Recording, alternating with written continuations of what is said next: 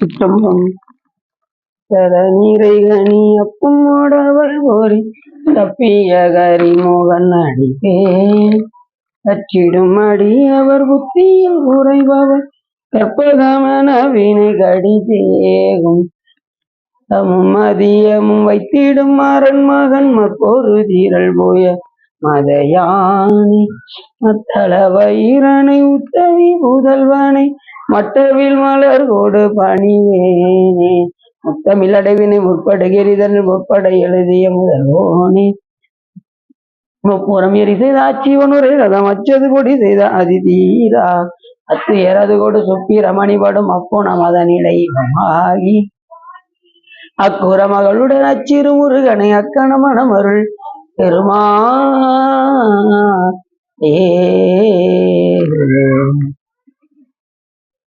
சிந்தாயும் என அருள் தந்தையும் நீ சிந்தாகுலமானவை தீத்தனையாள் கந்தா கதிர்வேலவனே உமையாள் மைந்தா குமரா மறைநாயகனே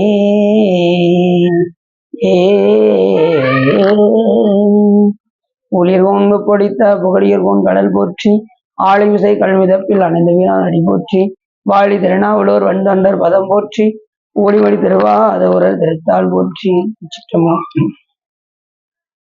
எல்லாம் வல்ல சிவகாமி அம்பாளுடன் ஆகிய வைத்தியநாத சுவாமியுடைய பெரும் கருணையினாலே நாம் திருச்செந்தூர் புராணத்தில் இன்று நைமிசவனத்தில் சூதமணி சென்ற அத்தியாயம் பற்றி பேசுவதற்கு திருவருளும் குருவருளும் அடியார்களும் போட்டியிடும். நாம் முருகப்பெருமானை பற்றி சற்று சிந்தித்து விட்டு புராணத்திற்குள் செல்வோம்.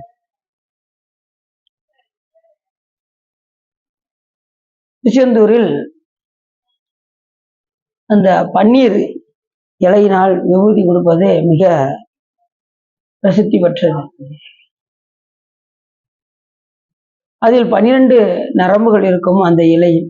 அதுபோல் முருகப்பெருமான் 12 திருக்கரங்களால் அந்த சூரபத்மனை வதம் செய்து முடித்த பின் அத்தனை வீரர்களுக்கும் முருகப்பெருமான் தன் 12 திருக்கரங்களால் விபூதி பிரசாதம் அளித்தார் என்று ஆனம் நமக்கு சொல்கின்றது. மற்ற செல்வங்களை காட்டிலும் விபூதி செல்வம் மேலானது. பூதி என்றால் செல்வம், விபூதி என்றால் மேலான செல்வம். அதற்கு நிகரான செல்வம் உலகத்தில் வேறு எதுவும் இல்லை. அதனால்தான் அதை விபூதி என்று அழைத்தார்கள். திருநீற்று செல்வம் தான் செல்வம். இதை வைத்து ஒரு பதிமை பாடினார் நமது ஞானசம்பந்த பெருமான். மந்திரமாவது நீரு, வானவர் மேலது நீரு, சுந்தரமாவது நீரு, துதிக்கப்படுவது நீரு, தந்திரமாவது நீரு, சமயத்தில் உள்ளது நீரு, செந்துவர் வாயுமை பங்கன் திரு ஆளவாயான் திருநீரே என்று அந்த பதிவு முழுவதும் பாடி அருளினார் நமது ஞானசம்பந்த பெருமான். கடைசியில் என்ன கூறினார்? சிவபெருமானே அணியக்கூடியது திருநீரு என்று கூறினார்.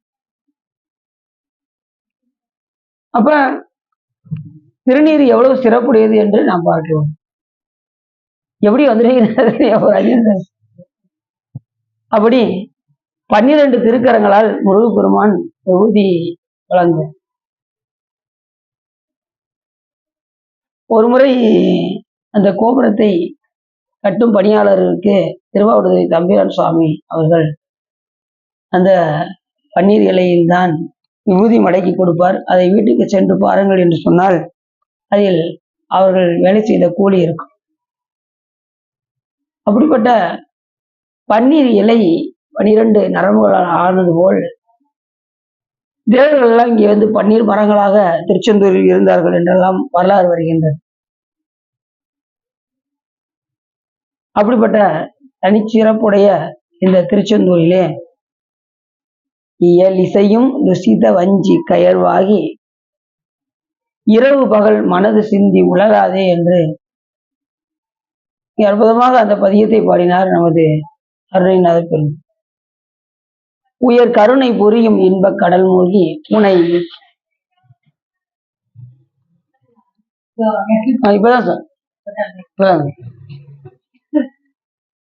உன்னை எனதுள் அறியும் அன்பை தருவாயே என்று மிக அற்புதமாக கூறுகின்றார்.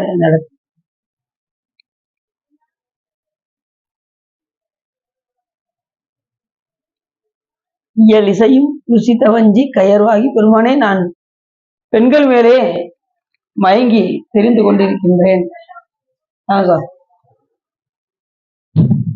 இயல் இசையும் ருசித வஞ்சி கயர்வாகி இரவு பகல் மனது செய்தி விழலாது.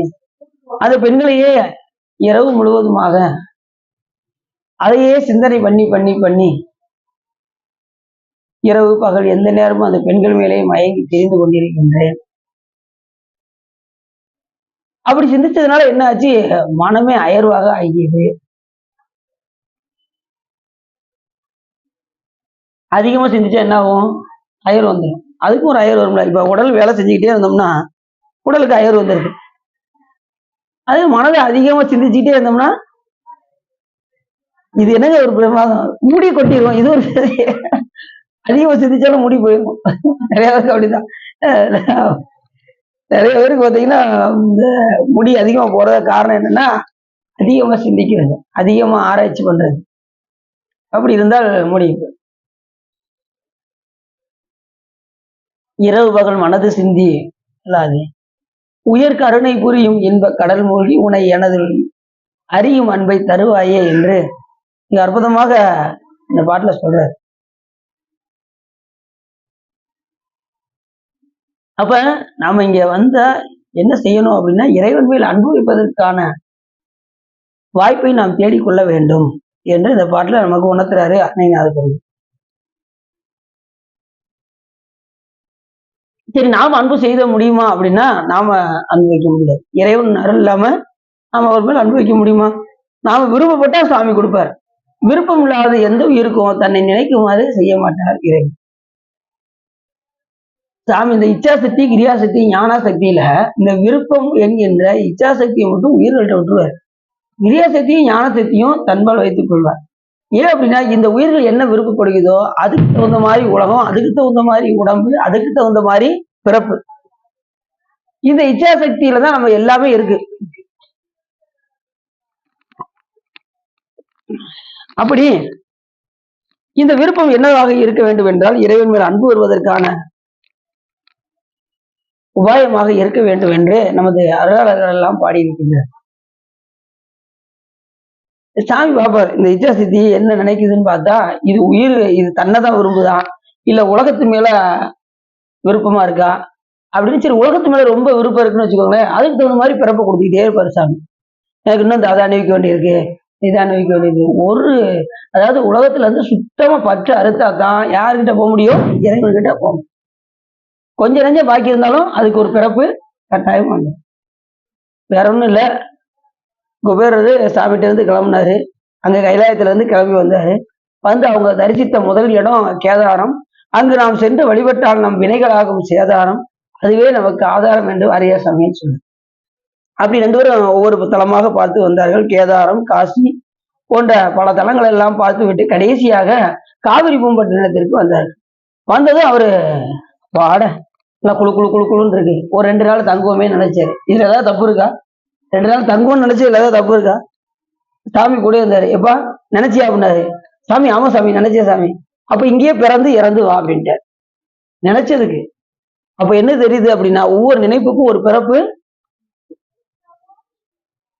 அதனால நம்முடைய விருப்பத்தை எதில் செலுத்த வேண்டும் என்றால் இறைவன் மேல் செலுத்த வேண்டும். மற்ற எந்த இதுல செலுத்தியிருந்தாலும் நமக்கு அதுக்கு ஒரு பிறப்பு வரும் என்பதை நாம மறந்துடணும். அதுக்காக நம்ம ஏற்கனவே நம்ம சொன்னோம், காலைல எந்திரிச்சதுமே சாமிகிட்ட விண்ணப்பிச்சிடணும். சாமி, நடக்கக்கூடிய ஒவ்வொரு செயலும் உன்னுடைய திருவருளாக இருக்க வேண்டும் என்று நாம் செய்தால் எல்லாத்தையும் யார் ஏத்துக்கிறார்? சிவபெருமானே ஏத்துக்கிறார். இன்னைக்கு நான் அதை செஞ்சிருவேன், இதை செஞ்சிருவேன், இப்படி பண்ணுவேன், நம்ம பல திட்டங்கள் போடுவோம். ஆனா அது எதுவுமே நடக்காது. இறைவன் அருள் இல்லாம அந்த காரியம் நமக்கு நடக்கும். அதனால விருப்பத்தை யார்கிட்ட செலுத்தணும் அப்படின்னா இறைவன் மேல் செலுத்த. விருப்பு என்னும் வித்தை வித்தி அப்படிம்பாரு நமது அப்பர் சுவாமி. அந்த திருமுறை பாடல்கள்ல மிக அருமையாக சொல்றாரு, விருப்பு என்னும் வித்தை வித்தி. விருப்பை யாருக்கு செலுத்தணும்? இறைவன் மேல் செலுத்தணும். எந்த ஒரு காரியத்தை செய்தாலும் விருப்பத்தோடு செய்ய வேண்டும். இறைவன் மேல் அன்பு வர வேண்டும் என்றால் அவர் மேல் விருப்பத்தோடு நாம் இருக்க வேண்டும். விருப்பத்தோடு திருப்பணிகள் செய்ய வேண்டும் என்று பதியத்துல பாடுறாரு. பெரும்புலர் காலை மூழ்கி பித்தருக்கு பக்தராகி அரும்போடு மலர்கள் கொண்டு அங்கு ஆர்வத்தை உள்ளே வைத்து, ஆர்வம் என்பது என்னது? விருப்பம். அவங்கிட்ட மிகுந்த ஆர்வம் இருந்தால் தான் எந்த ஒரு பணி செய்தாலும், மலர்கள் கட்டி கொடுத்தாலும் ஆர்வத்தோடு செய்தால்தான் இறைவன் தன்பால் இருக்கும்.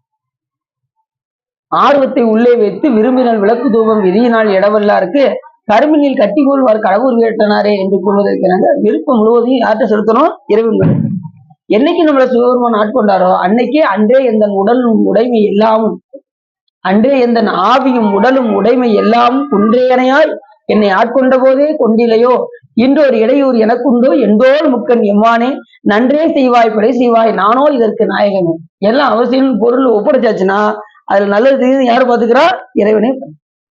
இல்ல நானே செய்யறேன், இந்த குடும்பத்துக்காக நானே உழைச்சு போடுறேன், இந்த குடும்பத்துக்காக நானே பாடுபடுறேன், இது நானே செய்யறேன் அப்படின்னு நினைச்சோம்னா இப்ப நீயே பாதுகாப்பாருன்னு சாமி என்ன செஞ்சுருவாரு?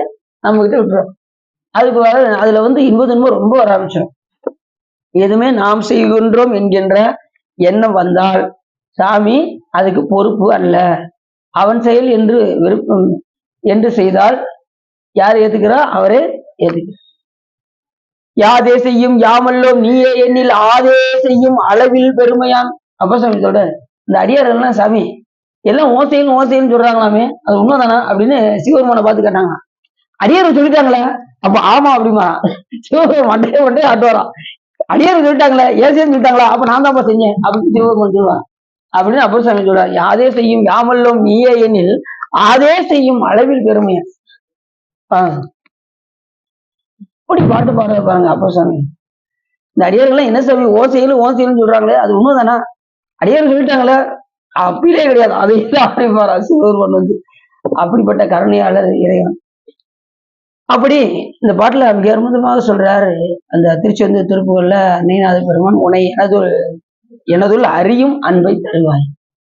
அப்ப நம்ம அறிய வேண்டும் என்றால், நம்முடைய அன்பை பெற வேண்டும் என்றால் ஆர்வத்தோடு விருப்பத்தோடு நாம் என்ன செய்ய வேண்டும்? அவனுக்கு பணி செய்தால் நாம் அவரை அடையலாம். அந்த பதியத்துல மிக அற்புதம். அந்த திருச்செந்தூர் எதற்கு ஓமானது இணையானது அப்படின்னாரு, கையிலை மலை அணைய செந்தில் பதிவாழ்வே கரிமுகவன் இளைய கந்த பெருமாளே என்று கைலாய மலைக்கு இணையானது திருச்செந்தூர் என்று கூறுகின்றார். கைலாய மலைக்கு போக முடியுமா? 2 லட்சம் ரூபாய் இருந்தால்தான் போக முடியும். திருச்செந்தூருக்கு எவ்வளவு 1000 ரூபாய் வேண்டாண்டி, 1000 ரூபாய் ஜாஸ்தி. இந்த இருக்கு திருச்செந்தூர் திருநெல்வேலிக்கு ஒரு 80 ரூபா, அங்கிட்டு இருந்து ஒரு 50 ரூபான்னு வச்சுக்கோங்களேன். ஒரு 150 ரூபாய்க்குள்ள போக 150, வர 150, 300 ரூபாய் முடிஞ்சு. மொத்தமே திருச்செந்தூருக்கு அவ்வளவுதான். 500 ரூபாயா? ஷோர் அவ முடிவு விட்டாங்க. நான் இப்பதான் போயிட்டு வந்தேன் அப்படிங்கிறேன். சரி குடும்பம் அந்த நீங்க ஒரு 500 ரூபான்னு வச்சுக்கோங்களேன், எல்லா செலவும் சேர்த்து, அவ்வளவுதான். அது 2 லட்சத்துக்கும் 500 ரூபாய்க்கு வித்தியாசம் இருக்குல்ல. நீங்க திருச்செந்தூருக்கு போனா அழகாக அங்க கைலாய மலையே அங்க இருந்த மாதிரி கைலை மலை அணைய செந்தில் பதிவாழ்வே கரிமுகவன் இளைய கந்த பெருமாளே என்று மிக அற்புதமாக பாடுகின்றார். திருச்செந்தூர் அது முடிஞ்சிடும், வேகமா முடிஞ்சிடும். சரி, பாகத்துல அது நிறைய இருக்கிறதால அது எழுத்து பெருசா இருக்கு சார், அதனால எழுத்து பெருசா இருக்கிறதுனால.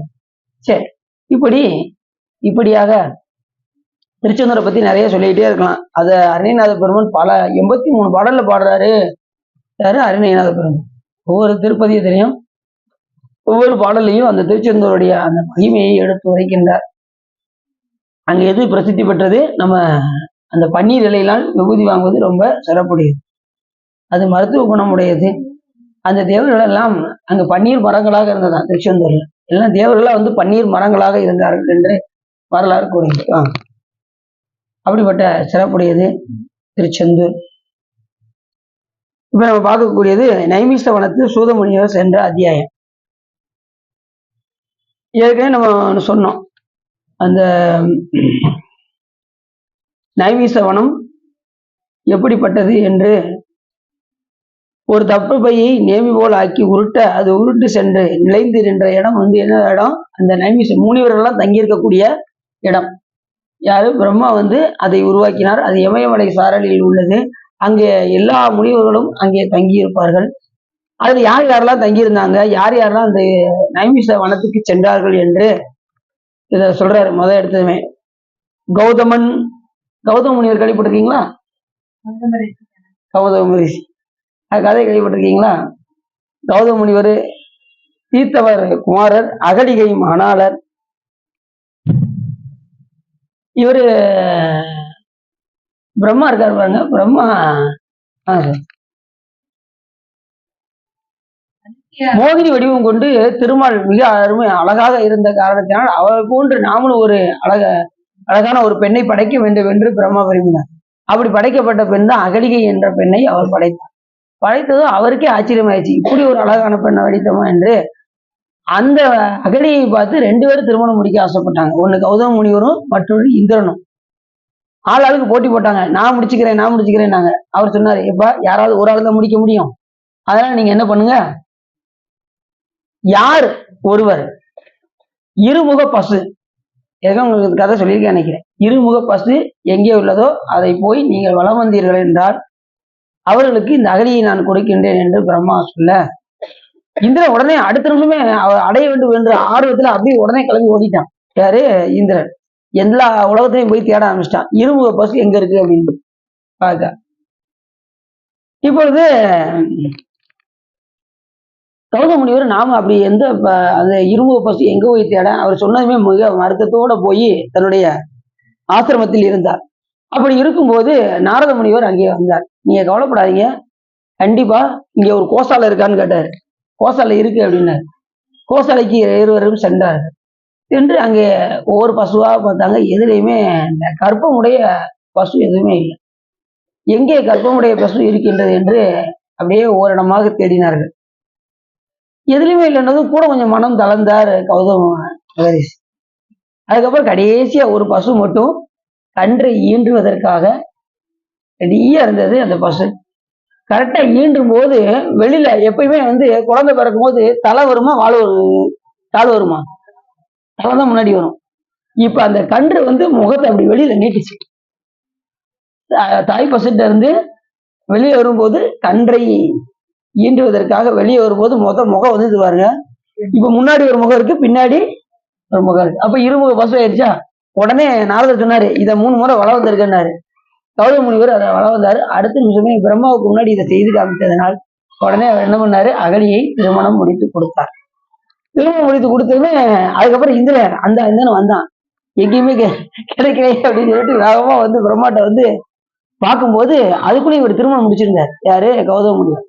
ஆகா, நம்ம அங்க ராஜ வாழ்க்கை வாழலாமே, இவளை வைத்து அகலியை வைத்து அங்க சுகபோகமாக அங்க வாழலாம் என்று நினைத்தால் இங்க முனிவரிடத்தில் கஷ்டப்பட வேண்டுமா என்று விரும்பி எப்படியாவது இவரை அடைய வேண்டும் என்று அவர் குளத்துக்கு செல்லும் போது இவர் என்ன பண்ணாரு, கௌதம முனிவர் போல வேடமிட்டு, யாரு?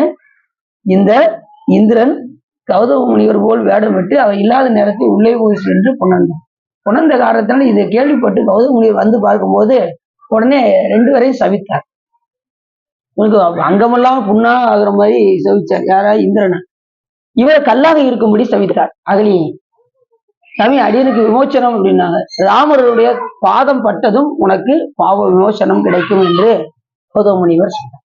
அதுக்கப்புறம் ராமர் பாதம் பட்டு அகலியை மறுபடியும் உருவெடுத்தாங்கன்னு நமக்கு கருதுகிறது. அப்படிப்பட்டவர் கௌதம முனிவர். ஞானம் நோக்கினர், எந்த நேரமும் அகலியுடைய மணாளர். 2வது ஞானம் நோக்கினர், எந்த நேரமும் ஞானத்தின் பார்வையிலே இருப்பார். எந்த நேரமும் அதிகமாக இறைவனை தியானிக்கக்கூடியவர் கௌதம மகரிஷி. சதானந்தருடைய தந்தை. அடுத்த முனிவர் சொல்ற வசிஷ்ட முனிவர் எல்லாருக்கும் தெரிஞ்சதுதான். வசிஷ்ட மகனுடைய மனைவி அருந்ததி. எல்லாருமே அந்த நட்சத்திரத்தை பார்த்தாலே 2 பேரும் தெரிவாங்க.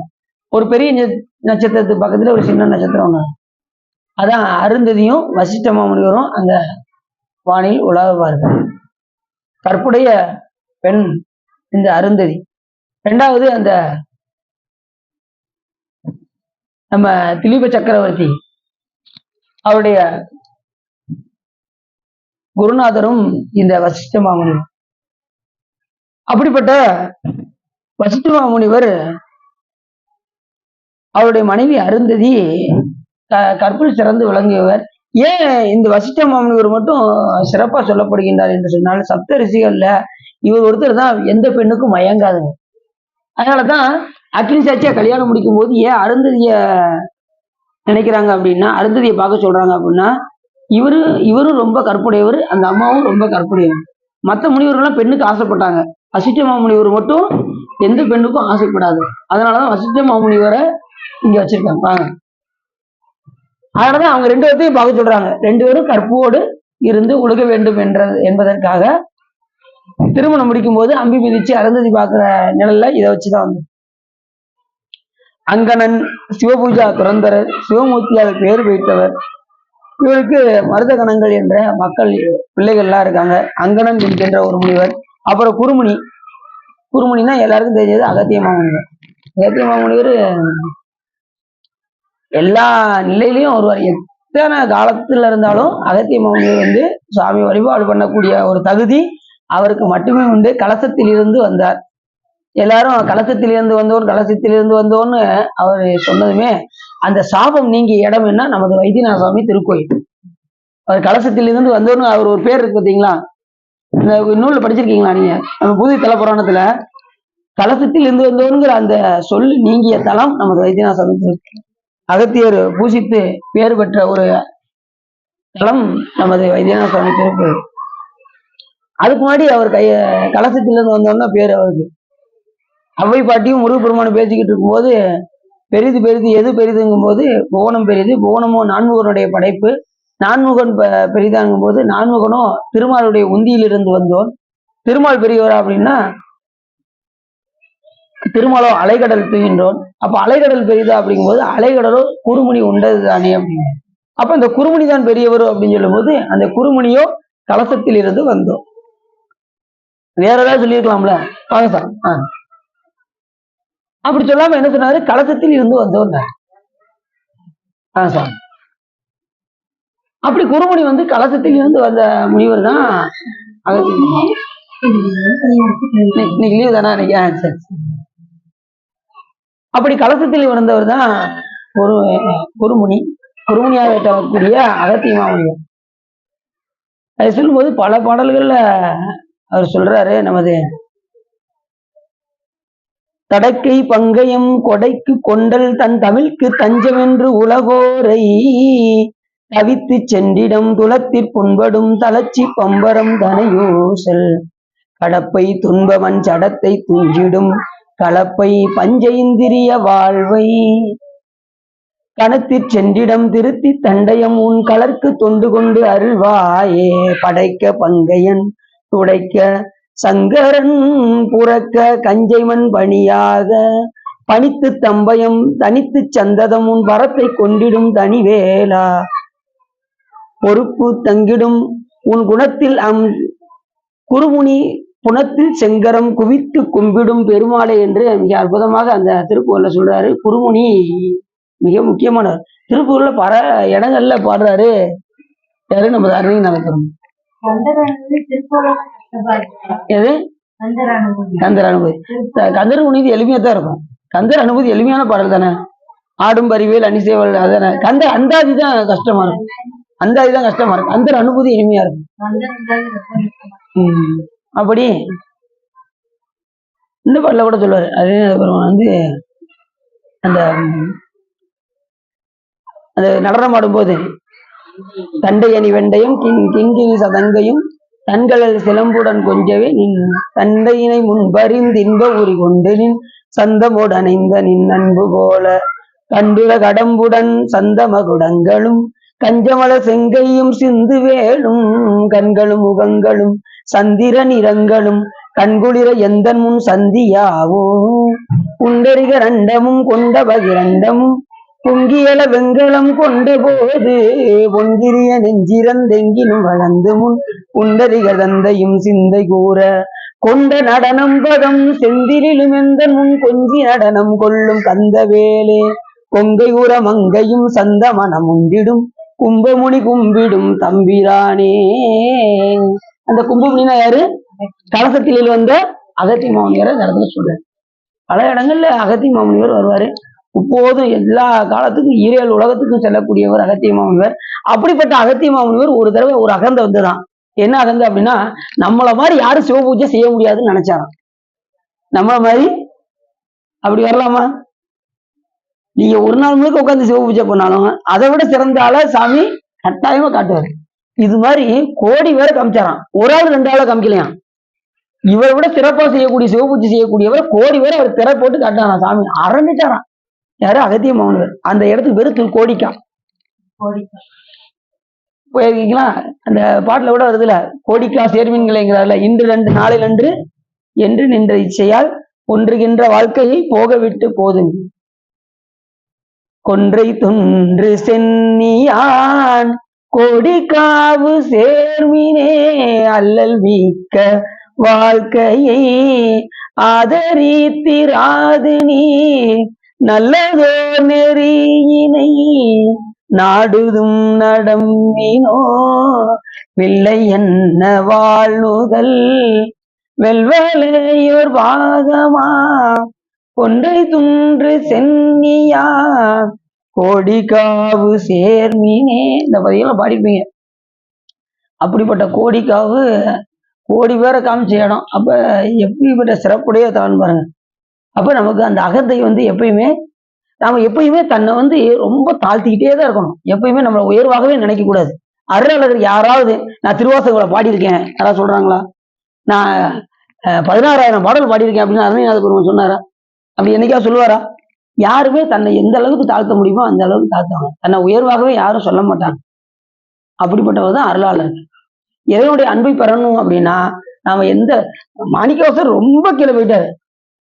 ஞாயிற்கடையாம் நாயேனை நயந்து நீயே ஆட்கொண்டாய் அப்படின்னா, அதாவது பரவாயில்ல. அப்ப சாமி என்ன சொன்னாங்க? புழுவினும் கிடையாது. கொஞ்சம் அதுக்கும் கீழே போய் புழுவிற்கும் குணம் 4 எனக்கும் அதே 4 அப்படின்னாரு.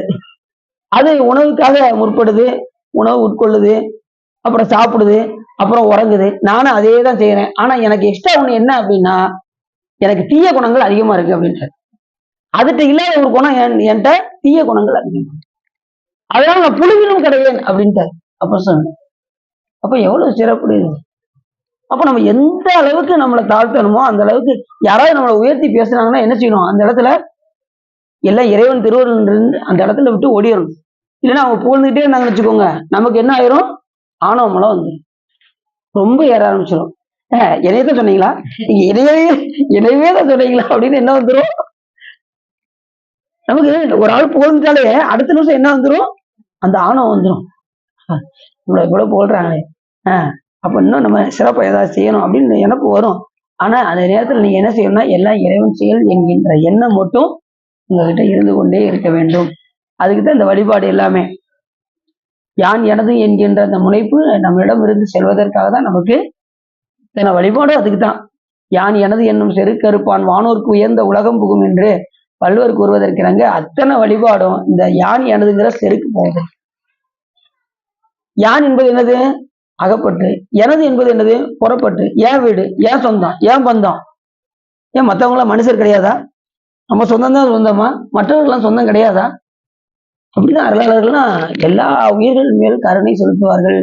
அருளாளர் எப்படி இறைவன் எல்லா உயிரையும் கருணை செலுத்துறாருல, எல்லா உயிரும் தம் உயிர் போல நினைக்கிறாருல, அது மாதிரி நாமும் எல்லா உயிரும் எப்படி நினைக்கணும்?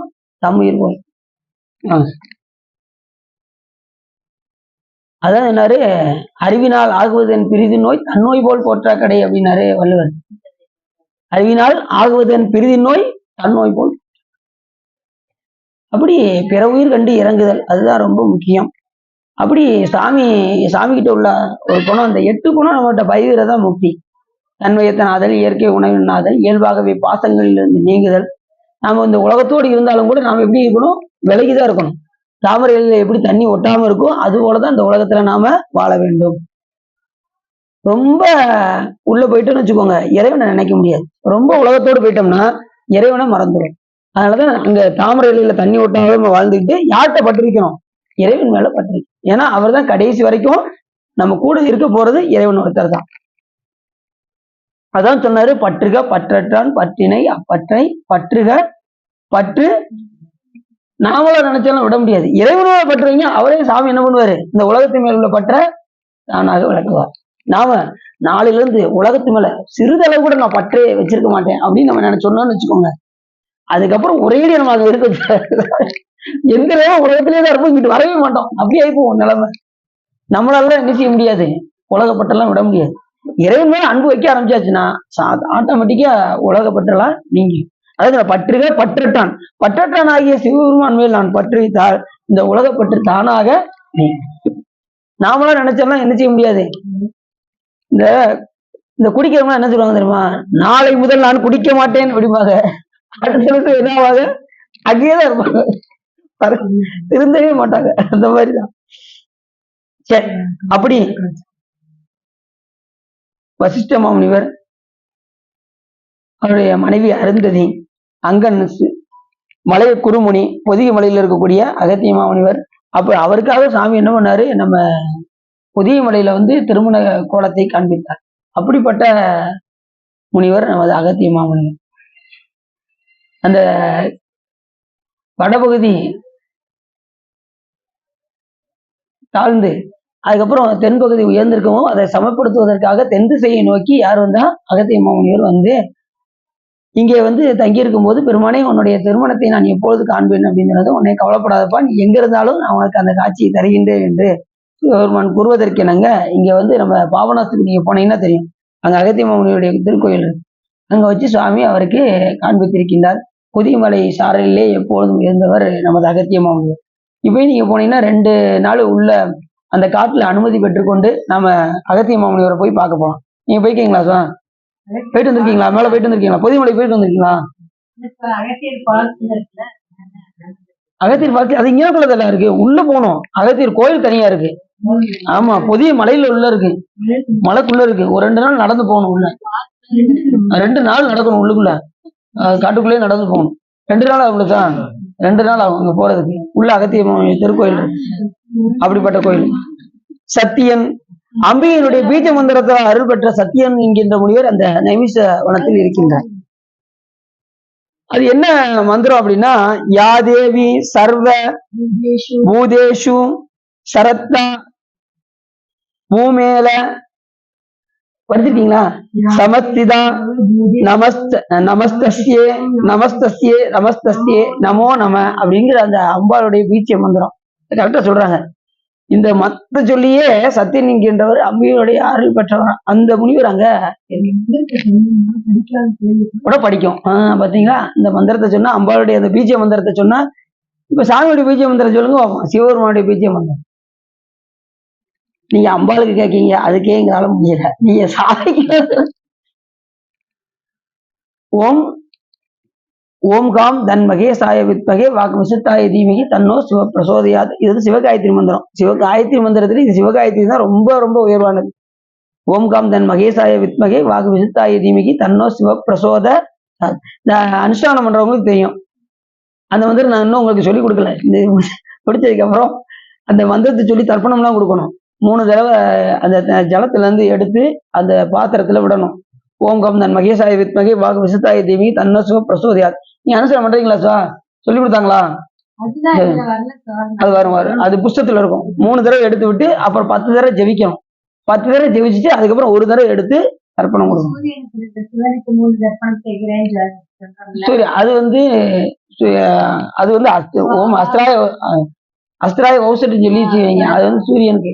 இது சிவகாயத்ரி மந்திரத்துக்கு. அப்புறம் சாமிக்கு செய்யணும்.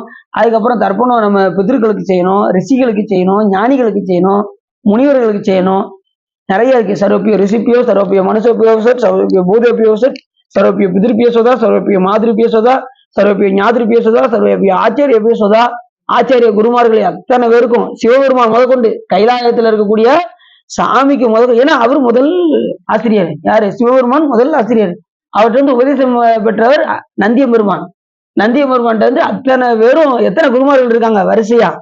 சிவபெருமானிடமிருந்து முதல்ல உபதேசம் வாங்கிய நந்தியம்பெருமான், அவருடைய சிஷியர் ஜனத்குமார முனிவர், அவருடைய சிஷியர் சத்திய ஞான தர்ஷினிகள், அவருடைய முனிவர் பரஞ்சோதி முனிவர், அவருடைய சிஷியர் திருப்புள்ள 2 வயசு மெய்கண்டர், மெய்கண்டருடைய சிஷியர் அருளந்தி சிவாச்சாரியார், அருளந்தி சிவாச்சாரியுடைய சிஷியர் மறைஞான சம்பந்தர், மறைஞான சம்பந்தருடைய சிஷியர் உமாபதி சிவாச்சாரியார், உமாபதி சிவாச்சாரியுடைய சிஷியர் அருள் நமச்சிவாயர், அருள் நமச்சிவாயருடைய சிஷியர் சித்தர் சிவபிரகாசர், சித்தர் சிவபிரகாசருடைய சிஷியர் நமச்சிவாயமத்தியர். திருவாரூரில் இருக்கக்கூடிய முதல் குருநாதராக வழங்கக்கூடிய நமச்சிவாயர். இப்ப அங்கிருந்து இப்ப 24வது குருநாதரா சன்னிதானம் இருக்காங்க. அத்தனை பேர்த்துக்கும் நீங்க ஒவ்வொன்னா சொல்லி கொடுக்கறதுக்கு சர்வப்பியோ ஆச்சார்பியோ சொதா அப்படின்னு சொல்லி கொடுத்தீங்கன்னா அத்தனை பேருக்கும் புக்ல இருக்கு. ஆமா, அது வேற. அந்த இது அவங்க என்ன செஞ்சாங்கன்னா அவங்க அவங்க அது குரு, அது சாமி தான், தட்சிணாமூர்த்தி சிவபெருமான். அந்த 4 பேர் யாருன்னா பிரம்மபுத்திரர்கள். அவங்க ஜனகர், ஜனந்தனர், ஜனாதனர், ஜனத்குமாரர் என்கின்ற 4 முனிவர்கள். இந்த இது வேற அது வேற, தனியா உபதேசம் பண்றது இது வேற. இது ஆகமத்தினுடைய இதை சொல்றது, ஆகமத்தின் சாரத்தை சொல்றது. அவங்க என்ன கேட்டாங்கன்னா சிவபெருமான்ட்ட, சாமி எல்லாம் அறிந்த நாங்கள் எப்படி உன்னை அடைய வேண்டும் என்று எங்களுக்கு தெரியவில்லை அப்படின்னு சொன்னதும் உடனே சுவாமி சின்முத்திரை காமிச்சு சொன்னார். அந்த கையில் அந்த இதோட சிவஞான போத நூலோட வச்சு அவங்களுக்கு எடுத்து உரைந்தார். இது மாயை, கண்மம், ஆணவம் இம்மும்மளவும் நீங்கி நீ என்னை அடைவாய் அப்படின்னு சுவாமி பொருள் காட்டார். படிச்சவங்க உடனே புரிஞ்சுக்கிட்டாங்க. அந்த முனிவர்கள்லாம் ரொம்ப படிச்சவங்க. இப்ப படிச்சவங்களுக்கு லேச சொன்னாலும் என்ன ஆயிரும், புரிஞ்சிடும். படிக்காதவங்களுக்கு எடுத்து நல்லா விளக்கணும். விளக்குனா தான் என்ன செய்ய முடியும், புரிஞ்சுக்கிட முடியும். அவர் சின்னமுத்திரை தான் காமிச்சார் சாமி, அவங்க புரிஞ்சுக்கிட்டாங்க. உடனே 4 பேரும் சரணாகதி அடைந்தார்கள். அத்தனையும் கற்பித்த அவர்கள் அதை சாமி சொன்னதுமே அதை புரிந்து கொண்டு இறைவனை அடைந்தார்கள். அந்த 4 முனிவர்களும் பிரம்மபுத்திரர்கள். அவங்க மாயை, கண்மம், ஆணவம். ஆணவம் வரல் மட்டும் எப்படி நடுவில் பெருசா இருக்கா, நான் எவ்வளவு பெரிய தெரியுமா, நம்ம வேலையில நீங்க எடுத்து பாருங்க, நம்ம வேலையை நீங்க எடுத்து பாருங்க, ஒருத்தர் குறை சொல்ல முடியாது தெரியுமா உங்களுக்கு அப்படின்பாங்க. அதெல்லாம் ஆணவம், ஆணவத்தின் உச்சம். நம்ம தான் எல்லாரோட பெரியவங்க. சிலவர் பார்த்தீங்கன்னா அவங்க சொல்ற கருத்து தான் பெருசும்பாங்க, மற்றவங்க சொல்றத ஏத்துக்கிடவே மாட்டாங்க. அதெல்லாம் ஆணவத்தின் உச்சம். அப்படின்லாம் இருக்கக்கூடாது.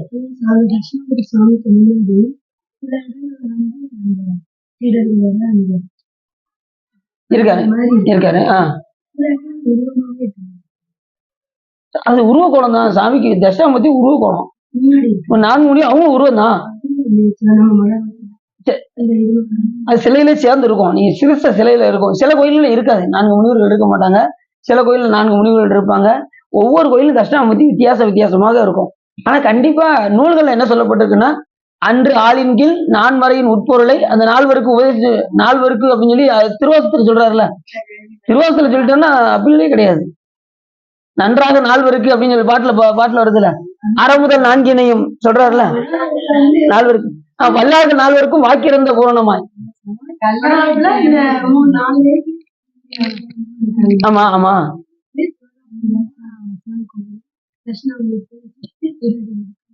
இருக்கு. சீடர்கள் இருக்காங்க. அதான் இவருங்க தான் உட்கார்ந்த மாதிரி. சரி, அவங்க தான் இவங்க, அந்த முனிவர்கள் தான் பிரம்மபுத்திரர்கள் தான். சரி, அப்படி அந்த முனிவர்கள் வேதவாதியன் வேத மூலம் உணர்ந்து வாதிட்டு கலையான புறச்சமயங்களை கலைந்த அந்த முனிவர்கள் எல்லாம் எங்க இருக்காங்க, அந்த நைமிச வனத்தில். அங்கே இவங்க எல்லாம் இத்தனை முனிவர்கள் சொல்லி அவங்க எல்லாம் இந்த வனத்துக்கு போறாங்கன்னு சொல்லி சொல்ல வர்றாரு. முதல்ல ஆபத்தப்பன் யசுர்வேத விதிகளை பற்றி சூத்திரம் செய்தவர் இந்த ஆபத்தம்பன் என்கின்ற ஒரு முனிவர். அப்புறம் மாண்டவிய முனிவர். மாண்டவிய முனிவர் கேள்விப்பட்டிருக்கீங்களா? அவர் என்ன செஞ்சாரு, மாண்டவிய முனிவர் கையை மேல தூக்கி தவம் செய்து கொண்டிருந்தாராம். மாண்டவிய முனிவர் அப்படி தவம் செய்துகிட்டு இருக்கும்போது அரண்மனையிலிருந்து திருடர்கள்லாம் திருடிட்டு கொண்டு இவரு தவம் செஞ்சுக்கிட்டு இருந்தார் பாருங்க. இவருக்கு பக்கத்துல போட்டுட்டு அவங்க எல்லாம் போயிட்டாங்க. எப்படி பட்டணத்தாருக்கு அந்த மாலையை தூக்கி போட்டு போனாங்களோ அதே போல இவர் பக்கத்துல போட்டு போயிட்டாங்க. இப்ப இவரை தூக்கி என்ன செஞ்சாங்க, திருடன் பட்டம் சொல்லி கொண்டு நிப்பாட்டிட்டாங்க. அதுக்கப்புறம் அந்த திருடர்களையும் சேர்ந்து என்ன செஞ்சாங்க, பிடிச்சி கொண்டு நிப்பாட்டாங்க. ஆனா தீர விசாரிக்காம இந்த மாண்டவிய முனிவர் என்ன பண்ணாங்க, இது திரிசூலத்தால் குத்தி எடுங்கள் அப்படின்ட்டாரு அரசர். அப்படி சொன்னதுமே அவர் என்ன செஞ்சாங்கன்னா திரிசூலத்தால குத்துனாங்களாம். யாரும் அந்த மாண்டவிய முனிவரை குத்துனதும் இவர் மற்ற திருடர்களே இறந்து போயிட்டாங்களாம். இவர் மட்டும் இறக்காம அப்படியே இருந்தாராம். அப்படி திரிசூலத்தால இப்படி குத்தி நிற்கவும் அவர் என்ன பண்ணாராம், அந்த நேரத்துல சிவபெருமான சிவபூஜை செஞ்சாராம். மனதுக்குள்ள அகத்தில் சிவபூஜை செய்தவர் இந்த மாண்டவிய முனிவர். சிவபூஜை செஞ்சா சாமி சும்மா இருப்பாரா? அதுல அந்த துன்பத்தை இந்த சிவபூஜையினால அவர் கலைந்தாராம் இந்த மாண்டவிய முனிவர். எவ்வளவு பெரிய சிறப்பு பாருங்க. சிவபூஜையினால பெறக்கூடிய எல்லாத்தையும் பெறலாம். சிவபூஜை ஒன்றினால் எப்பேற்பட்ட துன்பத்தையும் நம்ம கலைக்கலாம். அந்த தட்சனுடைய வேள்வியில எல்லாரும் அடி வாங்கினாங்க. பிரம்மா விஷ்ணு முதற்கொண்டு தட்சனுடைய வேள்வியில வீரபத்திரரால் தாக்கப்பட்டார்கள். ஆனால் இந்திரன் மட்டும்தான் தப்பிச்சான் குயிலாக மாறி. என்ன காரணம்? விடாம சிவபூஜை செஞ்சார். சிவபூஜை செஞ்சா எந்த துன்பத்திலிருந்து நாம் நீங்கலாம். சிவபூஜைக்கு மிஞ்சியது எதுவுமே இந்த உலகத்துல கிடையாது. கடைசி இந்த உயிர் செய்யக்கூடிய சாதனை என்னன்னா சிவபூஜை. எண்ணில் ஆகமும் இயம்பிய இறைவதாம் விரும்பும் உண்மையாவது பூசனையே. இறைவனுடைய விருப்பம் என்னது? எல்லா உயிரும் சிவபூஜை செய்ய வேண்டும் என்பது இறைவனுடைய விருப்பம் என்று உரைத்தருள அன்னலால் தமைய அரிச்சனை புரிய ஆதரித்து அழைத்தால் பெண்ணின் நல்லவளோடும் பெருந்தவ குழந்து. இப்படி சொல்ற. இப்படி பல பாடல்களை சிவபூஜையை பத்தி சொல்லாத அருளாளர்களே கிடையாது. எல்லா புராணங்களும் இப்ப இந்த திருச்செந்தூர் புராணம் என்ன உணர்த்த போகுதுன்னு சொல்றீங்க? கடைசி என்ன வருது? கடைசி முருகப்பெருமான் சிவபூஜை பண்ணி காமிக்க போறாரு. இதுதான் இப்ப ஒரு நிமிஷத்துல சொல்லிடலாம். இது கதை சிவபூஜை. நீங்க எந்த புராணத்தை எடுத்தாலும் சரி கடைசி முடிவு சிவபூஜை அப்படிங்கறத மட்டும் நம்ம மறந்துடக்கூடாது. நம்ம இதுக்கு முன்னாடி காஞ்சி புராணம் பார்த்தோம். என்ன என்ன நடந்துச்சு? அத்தனை சிவபூஜை. அங்க காஞ்சிபுரத்துக்கு போயிட்டாலே சிவலிங்கம் இல்லாத இடமே கிடையாது. அத்தனை சிவலிங்கமா இருக்கு. காஞ்சிபுரத்துக்கு போறோம் தானே, அவங்க கூட்டு போறோம். காஞ்சிபுரம் இந்த வருஷத்துல உறுதியா போயிருவோம். இந்த வருஷத்துல கண்டிப்பா காஞ்சிபுரத்துக்கு, அதுலயும் முக்கியமா திருமால் பேரு கண்டிப்பா போகணும்னு சொல்லி அந்த புராணம் சொல்லுது. ஏன்னா அந்த திருக்கோயிலுக்கு போயாச்சுன்னா எல்லா சிவலிங்கங்களையும் வழிபட்ட சமமா. திருமால் பேருன்னா அங்க காஞ்சிபுரத்துல இருக்கு. விஷ்ணு அந்த சக்கரத்தை பெற்றது. ஏற்கனவே அங்க திருவேலிமலையும் திருமாகரலா திருமால் பேரு திருமாகரல் வேற, திருமால் பேர் வேற. அது இருக்கு திருமாகரல் இருக்கு, திருமால் பேரு அது நிறைய இருக்கு. காஞ்சிபுரத்துல நிறைய. எங்க அங்கயா? அப்படியா? ஓஹோ, கண்டிப்பா போய். சரி, அப்படிப்பட்ட மாண்டவியர் அந்த சூழத்தில் தாக்கிய துன்பம் தீர்வதற்காக சிவபூஜை செய்து என்ன பண்ணாரா? மீண்டு வந்தார். வாமதேவன் என்கின்ற முனிவர் சிவ வழிபாட்டால் எந்த நேரமும் சிவபூஜை செஞ்சு சிரஞ்சியாவே ஆனார். சிரஞ்சினா தெரியுமா உங்களுக்கு? எப்போ பார்த்தாலும் அவங்களுக்கு வயசு 16 தான். அதுக்கு மேல வயசு கூடவும் செய்யாது குறையவும் செய்யாது. அப்படி சிவபூஜை செஞ்சு 16 வேறுபட்டு. ஏற்கனவே ஒரு முனிவர் இருக்காரு, மார்க்கண்டேயர். சிவபூஜை வழிபாடு செய்து யமனையே வென்றவர் அந்த யாரு? மார்க்கண்டேயர். யமன் என்ன செய்ய முடியல, அவரை எடுத்துட்டு போக முடியல. ஏன்னா அவர் வாங்கின வரம். ரெண்டாவது அவர் செய்த சிவபூஜை பண்ற நேரத்துல யமனுக்கு வேலையே கிடையாது. நல்லா தெரிஞ்சுக்கோங்க. சிவபூஜை யாராவது சிவ சம்பந்தமாக இருக்கின்ற நேரத்தில், இப்ப நீங்க இந்த நேரத்துல எதை ஆர்வமா கேட்டுக்கிட்டு இருக்கீங்க? சாமி பத்தி, இந்த சாமியுடைய புகழை கேட்டுக்கிட்டு இருக்கும் போது வினைக்கு முதல்ல வேலை கிடையாது. இந்த நேரத்துல நல்வினையோ தீவினையோ நம்மள என்ன செய்யாது, சாராது. வினையில இருந்து நம்ம தப்பிச்சிடலாம். இது சம்பந்தம் முடிஞ்சது நம்ம உலகத்தை நோக்கி போகும்போது நம்ம காலச்சக்கரம் ஓட ஆரம்பிச்சிடும். சிவசம்பந்தமா இருக்கும்போது நம்முடைய காலச்சக்கரம் ஓடாது. இப்படி ஓடாத நேரத்துல, சிவபெருமானை பூசிக்கின்ற நேரத்துல யமன் வந்ததுனால சாமி என்ன பண்ணுவாரு? அவனை யமனை எட்டி உதைச்சாரு. பூஜை பண்ணிக்கிட்டு இருக்கும்போது டிஸ்டர்ப் பண்ணலாமா? சிவபூஜையில கரடி போகலாமா? நம்ம தரேன். அதனால அது மட்டும் இல்லாம என்ன பண்ணாராம், அந்த திருக்கோயிலுக்குள்ள அந்த அருமை வாகனமாக இருக்கக்கூடிய எருமை வாகனத்திலே உள்ள வந்துட்டான். கோயிலுக்குள்ள அப்படி வரலாமா? அது அவர் பண்ண குற்றம்.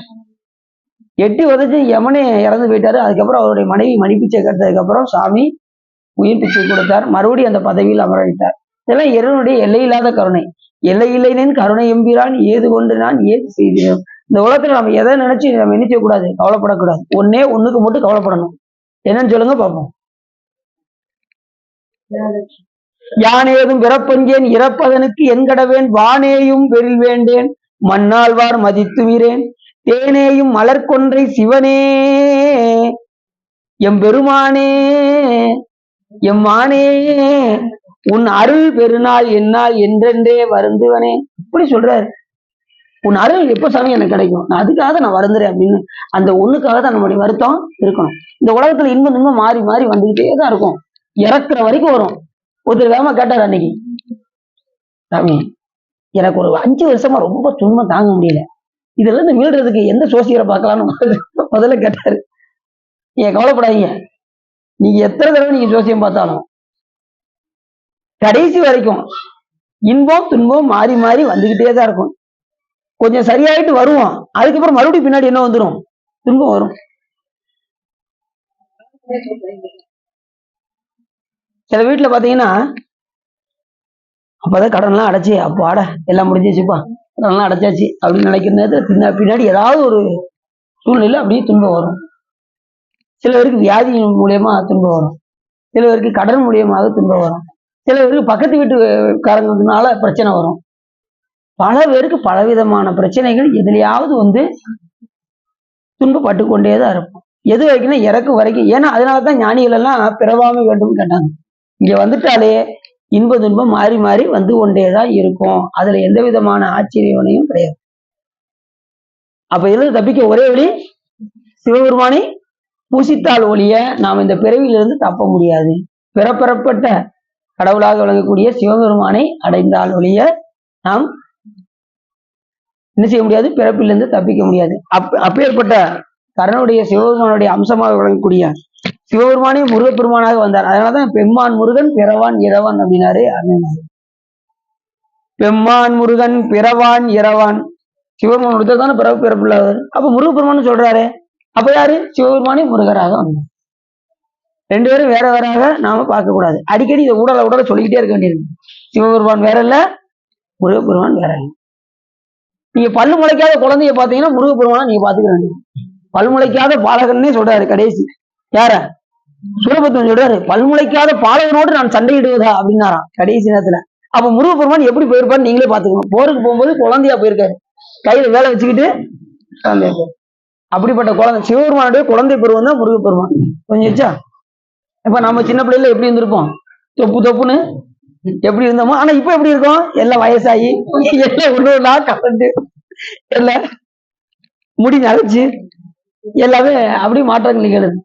ஆனா ஆரம்பத்துல இருக்கிறது வேற யாரும் சொல்ல முடியாது. குழந்தை இறந்தது நம்ம இல்லைன்னு சொல்ல முடியுமா, நம்ம தான். குழந்தை இறந்தது நம்ம தான். அதே போல சாமியுடைய குழந்தை பருவம் தான் முருகப்பெருமான் என்பதை நான் மறந்துடக்கூடாது. அந்த அனுமதி பாடல் கூட எல்லாமறை என்னை இழந்த நலமும் சொல்லாய் முருகா சுரபூபதியே என்று கூட அந்த பாட்டுல சொல்றாரு. அந்த அனுமதியை பாடினது யாரும் சொல்லுங்க பார்ப்போம். முருகப்பெருமான் பாடினாரு.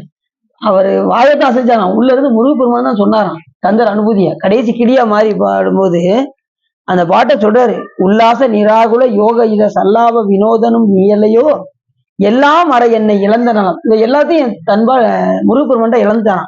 எல்லாம் இழந்துட்டதுக்கு அப்புறம் சொல்லாய் முருகா சுரபூபதியே, முருகப்பெருமான் நினைச்சாராம் உள்ள இருந்து கந்தர் அனுபூதி பாடல படிச்சு போட்டான்.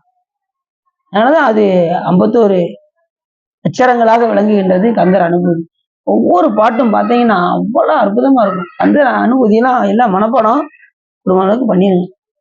ஆடும் பரிவேல் அணிசேவலன பாடும் பணியே பணியாய் அருள்வார், தேடும் கயமா முகனை செருவில் சாடும் தனி யானை சகோதரனை உல்லாச நிராகல யோக இத சல்லாப வினோதனும் நீயங்கள் எல்லாம் வரை என்னை இழந்த நலம் சொல்லாய் முருகா உருவாய் அருவாய் உலதாய் இளதாய் மறுவாய் மலராய் மணியாய் ஒடியாய் கருவாய் உயிராய் கதியாய் விதியாய் குருவாய் வருவாய் அருள்வாய் முகனே நிமிஷர். எப்படி ஆடும் பிரிவில் ஆரம்பிச்சு மயில் ஆரம்பிச்சு கடைசி முருகப்பெருமான் குகனேன்னு சொல்லி முடிச்சிட்டாரு. ஆடும் பரிகள் எது, ஆடும் பரிங்கிறது பரிங்கிறது குதிரையை தான் குறிக்கும். ஆனா இங்க ஆடும் பரிங்கிற போது இந்த இடத்துல மயிலை குறிக்கும், முருகப்பெருமானுடைய மயிலை. தமிழ் பண்ணிட்டே இருக்காங்க, அவங்களுக்கு தெரியாத ஒண்ணு கிடையாது. தமிழ் பண்ணிட்டு அவங்க வந்து டீச்சர் ஏன்னா அப்படி இந்த பாடல்ல மிக அற்புதமாக சொல்றாரு அருணைநாத பெருமான். சரி, அப்படி மாண்டவிய முனிவர் விருபாக்கன், அந்த விருபாக்குங்கிற முனிவர் எப்படி இருப்பாரா, அவர் கண்ணு வந்து மேல் நோக்கியே தான் இருக்குமா, கீழ் நோக்கியே இருக்காங்க. அப்படிப்பட்ட முனிவரான் விருபாக்கன் என்கின்ற முனிவர். ஏன்னா நாம எங்க நோக்கி போகணும், கீழ் நோக்கி போறதுக்கு இனிமே வேலையே கிடையாது. இங்க சாமிகிட்ட வந்தாச்சுன்னா நம்ம எங்க போகணும், மேல் நோக்கி தான் போகணும். அவர் கண்ணு வந்து இப்படி மேல பார்த்த மாதிரியே தான் இருக்கும். இப்ப சாமி வந்துதான் நம்மளை கீழ் நோக்கி பார்ப்பாரு, நாம எங்க பார்க்கணும், மேல் நோக்கி பார்க்கணும். இறைவன் எங்க இருக்காரு, மேல இருக்காரு. சாமி தட்சிணாமூர்த்தி கோலம் கொண்டு எப்படி இருக்காரு பார்த்து தெரியுமா உங்களுக்கு? ஆனா சாமி தட்சிணாமூர்த்தி நீங்க பாத்தீங்கன்னா கீழே இருக்காரு மேலே இருக்காரு, அந்த மாதிரி கோலத்துல சாமி பார்த்துக்கிட்டு இருப்பாரு. நீங்க பாத்தீங்கன்னா தெரியும். அந்த மாதிரி கோலத்துல இந்த 4 முனிவரையும் பார்த்து மேலையும் இல்லாம கீழையும் இல்லாம நடுத்தரமா வைத்திருப்பாரு தட்சிணாமூர்த்தி கோலத்துல சிவபெருமான். சிவபெருமானுடைய அந்த 25 மகேஸ்வர மூர்த்தங்கள்ல ஒன்று இந்த தட்சிணாமூர்த்தி திருக்கோணம். அப்ப நாம எதை நோக்கி போகணும்னா மேல் நோக்கி நாம் செல்ல வேண்டும் என்பதற்காக அவர் மேல் நோக்கிய கண்ணை உடைய முனிவர் அந்த விருபாட்சன் என்ற முனிவர். காதியின் மைந்தராக விளங்கக்கூடிய முனிவர். பிருகு பிரம்மன் மானசபுத்திரர்கள் ஒருவர் இந்த பிருகுமா முனிவர். இந்த பிருகுமா முனிவர் என்ன பண்ணாரு, நான் தவம் பண்ணும்போது யாராவது என்னுடைய தவத்தை கலைத்தால் அவர்கள் பிரம்மஞானத்தை மறப்பார்கள் என்று தவம் செய்து கொண்டிருந்தார். அப்போது அவருடைய தவ அக்னி தேவர்களை போய் துன்புறுத்தியது. அப்படி துன்புறுத்திய காரணத்தினால் பிரம்மா விஷ்ணு முதற்கொண்டு சிவபெருமானிடம் முறையிட்டார்கள். பெருமானே, அவருடைய தவாக்னி எங்களை துன்புறுத்துகின்றது என்று சிவபெருமானிடம் போய் முறையிட சாமி என்ன பண்ணாரு, நேரா பெருமான் தவம் செய்து கொண்டிருக்கும் போது அவர் தலையில போய் கைய வச்சார் சாமி. அப்படி வச்சது இப்படி திறந்து பார்த்தாரு பாருங்க. எதுக்கு பார்த்தா சிவபெருமான். சாமி முதல்ல விழுந்து வணங்கினாரு. சாமி ரொம்ப காட்சி கொடுத்ததுக்கு ரொம்ப நன்றி. ஆனா நானு சாபம் கொடுத்துட்டேனே சாமி, நீங்க போய் என்னைய தொட்டுட்டீங்களே, பிரம்ம ஞானத்தை மறப்பீர்களே. பரவாயில்லப்பா, நான் பிரம்ம ஞானத்தை மறந்துக்கிறேன், உன்னுடைய சாபத்தை நான் ஏற்றுக்கொள்கின்றேன் என்று சொல்லி அதுக்கப்புறம் முருகப்பெருமான்கிட்ட சிவபெருமான் உபதேசம் வாங்குறார். தனக்குத்தானே மகனாகி தனக்குத்தானே தத்துவம் கேட்டு தனக்குத்தானே குருவுமாக ஆகின்றார் சிவபெருமான். அதுக்கப்புறம் பிரம்ம ஞானத்தை சாமிக்கு ஏதாவது மறக்குமா? அதனால இந்த மாதிரி அவர் தான் எல்லாத்தையும் உருவாக்குறாரு. அவர் போய் எப்படி மறப்பாரு? இருந்தாலும் அந்த தவம் அவர் கொடுத்த அந்த ஆற்றல் எல்லாமே சாமி கொடுத்த பரிசு. அவர் சாபம் விடுவது, முனிவர்கள்லாம் தவம் செய்தெல்லாம் யாரு கொடுக்கறது? இறைவன் கொடுக்கறது. இல்லைன்னா அவங்களால சாபம் கொடுத்தா படிக்குமா? சொல்லுங்க பாப்போம். எல்லாமே சிவபெருமானுடைய திருவருள் தான் என்பதை மட்டும் நம்ம மறந்துடக்கூடாது. அதனால எந்த நிலையிலையும் சாமி பக்கத்திலேயே இருந்தா, இப்ப உதாரணத்துக்கு சொன்னே, இப்ப நம்ம கண்ணுக்கு தெரிகிற தாய், நம்ம தாய் இருக்காங்கல்ல, நம்ம தாய் கண்ணுக்கு தெரியுறாங்க. அதனால நாம என்ன செய்யறோம்? இந்த தாய் தான் நம்ம உயர்வா நினைக்கிறோம். கண்ணுக்கே தெரியாத தாயாக வழங்கக்கூடிய சிவபெருமான் எவ்வளவு உபகாரம் செய்கின்றார் என்பதை நம்ம நினைச்சிட்டோம்னா நம்ம சாமியை மறக்க மாட்டோம். ஏன் அவர் கண்ணுக்கு தெரியல, அதனால நமக்கு பெருசா தெரியல சாமி. அதான உண்மை. ஆனா உண்மை என்னது? சாமி நம்ம கூட ஒவ்வொரு நிலையிலையும் உண்ணாது உறங்காது இருந்தாய் போட்டு, ஒவ்வொரு நிலையிலையும் தூக்கம் இல்லாம உறக்கம் இல்லாம நம்ம கூடயே ஒன்றாய் உடனாய் வேறாயிருந்து ஒவ்வொரு நொடியும் நம்மளை இயக்கிக்கிட்டே இருக்காரு. நீங்க உறங்க போகும்போது நீங்க எல்லாத்தையும் கருவிகரணங்களா விட்டுட்டு நீங்க உறங்க போயிருவீங்க. ஆனா அந்த கருவிகரணங்களை பாதுகாக்கிறது யாரு? இறைவன். சாமி இல்லாம எந்த ஒரு பொருளும் அசையாது. எவ்வளவு உபகாரம் செய்கின்றார் என்பதை நாம உணர்ந்து நாம வழிபாடு பண்ணணும். சிவலிங்க மூத்தத்தை பார்க்கும் போதே பெருமானே நீ எவ்வளவு உபகாரம் செய்யறிய சாமி.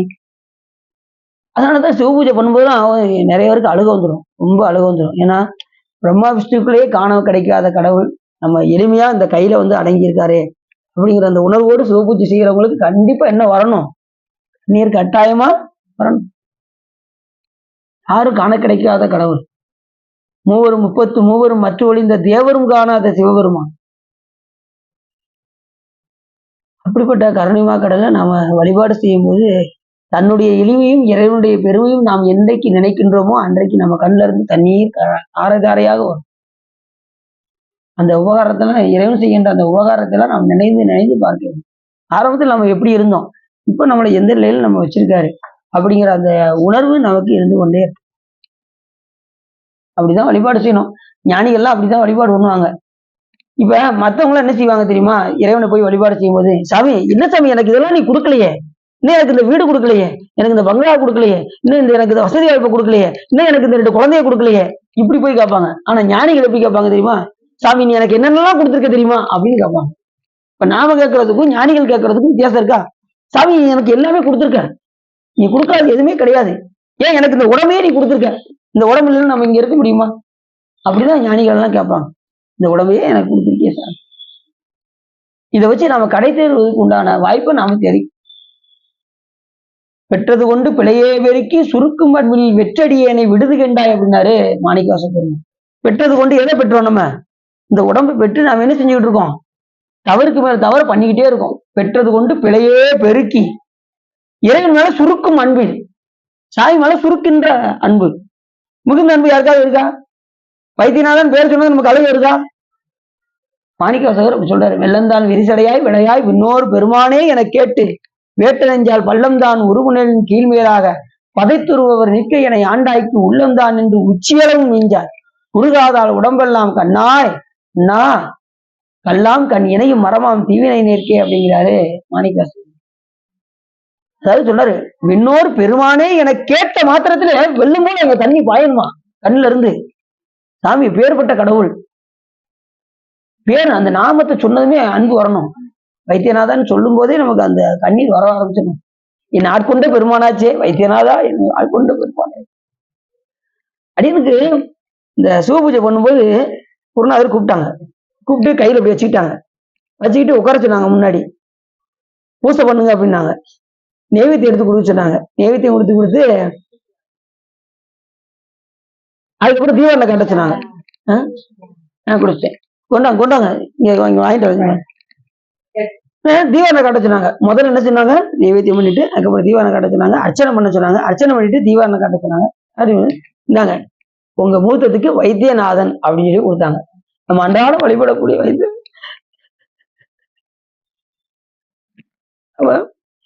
ஒவ்வொருத்தருக்கும் ஒரு நாமத்து மேல ஒரு பற்று இருக்கும். இப்ப சுந்தரம் சாமிகளுக்கு பற்று ஆரூர் பெருமான் மேல ரொம்ப பற்று. இப்ப மாணிக்கவாச பெருமானுக்கு திருப்பெருந்துறை பெருமான் மேல பற்று. சீர்காழி பெருமானுக்கு, ஞானசம்பந்த பெருமானுக்கு சீர்காழி பெருமான் மேல பற்று. இப்படி ஒவ்வொரு ஞானிகளுக்கும் ஒரு பெருமான் மேல பற்று இருக்கும். நமக்கு அந்த வைத்தியநாதன், நம்ம அன்றாடம் வழிபடக்கூடிய வைத்தியநாதன் சொல்லி பேர் சொல்லி கொடுக்கும்போது நம்ம எப்படி இருக்கும், அப்படின்னு கரை அந்த நவச்சிவமூர்த்திகள் கொண்டு போய் இப்படி உட்கார்ந்து எல்லையில்லாத கருணையா அப்படின்னு நினைச்சேன். சிவபூஜை வாங்கும்போது நம்ம அன்றாடம் ஏன்னா இப்ப நான் அன்றாடம் வழிபடக்கூடிய பெருமான் நாமத்தை சொல்லி கொடுக்கும்போது நமக்கு எப்படி இருக்கும், அப்படி என்னுடைய கருணையை நம்ம அந்த நேரத்தில் நம்ம நினைச்சு பார்க்கணும். இப்படி எல்லாருமே அது ஏதாவது ஒரு நாமத்து மேல் பற்றுக்கொண்டு ஒன்றுமில்லாருக்கு 1000 திருநாமம் சொல்லி தெல்லையனும் கொட்டோமோ என்று மாணிக்கவாச பெருமான் சொல்வதற்கு இணங்க ஏதாவது இது மேல பற்று வைத்துக் கொள்ள வேண்டும். அப்படின்னா தான் நீங்க தடிக்கு விழுந்தாலும் அந்த நாமம் உங்களுக்கு வரும். வலிக்கு விழினும் நின் திருப்பெயரெல்லாம் மற்றறியன் மறுமாற்றம் அப்படிங்கிறாரு சுந்தரம். இப்ப நீங்க தடிக்கு விழும்போது வேற ஏதாவது சொல்லிட்டீங்கன்னு வச்சுக்கோங்க, ஐயோ அப்படின்ட்டீங்கன்னு வச்சுக்கோங்க, இன்னும் நீங்க ட்ரைனிங்கு எடுக்கலான்னு அர்த்தம்.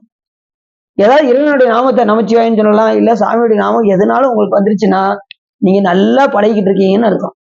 இறைவன் மேல ரொம்ப ஒன்றிட்டீங்க, சாமி உங்களை விடல, உங்களை ஆட்கொண்டுட்டாரு, நீங்க இது பண்ணிக்கலாம். அதான் இப்ப ஆட்கொள்ளலாம் இல்லை, உங்களை ஆட்கொண்டுதான் இருக்காரு. அந்த நாமம் வருவதற்கு நம்ம அடிக்கடி சொல்லி பழக வேண்டும். சொல்லி பழகுனா நீங்க உறங்கிட்டு இருந்தா கூட அந்த நாமம் உள்ள போய்கிட்டே இருக்கும், உள்ள சொல்லிக்கிட்டே இருக்கும். பழகணும். எதுவுமே பயிற்சி இல்லாம எதுவுமே கிடையாது, பயிற்சி எடுக்கணும். புரியுதா உங்களுக்கு? பயிற்சி இல்லாம எதுவுமே. இப்ப ஏதாவது ஒரு போட்டியில பயிற்சி இல்லாம போய் ஜெயிக்க முடியுமா? எதுலையுமே ஜெயிக்க முடியாது. அதே போல நம்ம வழிபாட்டுலயும் அப்படிதான், பயிற்சி இல்லாம அனுஷ்டான பயிற்சி பண்ணணும், சிவபூஜை பயிற்சி பண்ணணும். புறத்துல ஏன் செய்யறோம் அப்படின்னா, புறத்துல செய்ய செய்ய செய்ய அப்படியே அகத்துக்குள்ள பழக்கம், கை பழக்கம் சுடுகாடு வரைக்கும் சொல்லுவாங்களா, அது மாதிரி நம்ம இந்த பழக்கம் பண்ண பண்ண பண்ண பண்ண பண்ண அகத்தம் சித்திரம் கை பழக்கம், செந்தமிழும் நாப்பழக்கம், செந்தமிழும் நாப்பழக்கம். கரெக்டா சொல்லிட்டாங்க. தமிழ் வித்தகர்கள் கரெக்டா சொல்றாங்க. நான் அது கரெக்டா அடிங்க ஆரம்பத்தில் சொற்பொழி பண்ணும்போது அப்படிதான் சொன்னாங்க. சரணா நீ சும்மா பேசியா, இது பேச பேச உனக்கு வரும் அப்படின்னாங்க. உச்சவிய சொன்னாங்க.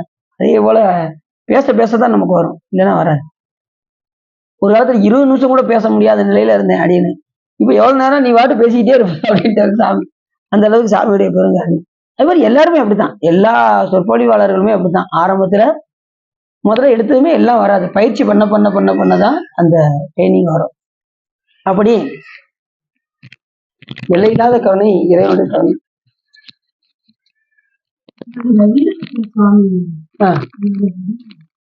வீரபத்திரன் நான் முடிஞ்சு சொல்றேன், என்ன சொல்றேன். சிவருமாடைய 25 மாகேஸ்வர மூத்தத்துல வந்து வீரபத்திரர். ஆமா, ரெண்டாவது சிவருமாடைய மைந்தராக திகழக்கூடியவர் வீரபத்திரர். ஏற்கனவே சொன்னேன், மூத்த பிள்ளையார் விநாயகப் பெருமான், இளைய பிள்ளையார். சிவபெருமானுக்கு குழந்தைகள் எத்தனைன்னா 2ன்னு சொன்னா தப்பு, 4. இப்ப எல்லாத்தையும் கரெக்டா சொல்லுவாங்க. சிவபெருமானுக்கு குழந்தைகள் எத்தனை? 4. மூத்த பிள்ளையாரு விநாயகப் பெருமான், இளைய பிள்ளையாரு முருகப்பெருமான், நடுவுல 2 பேரு பைரவரும் வீரபத்திரரும்.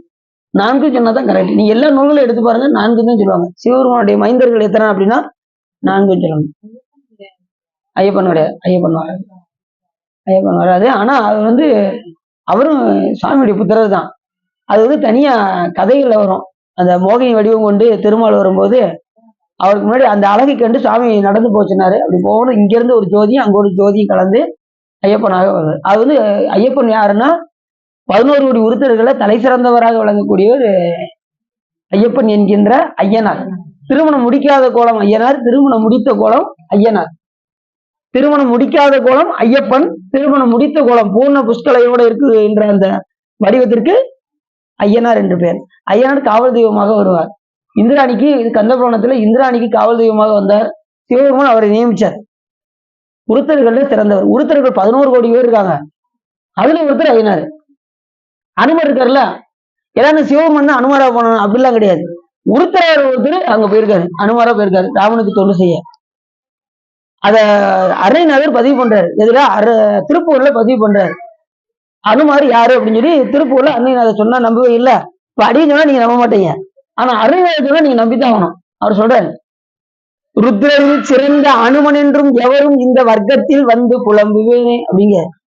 ருத்ரரில் சிறந்த அனுமன் என்றும்.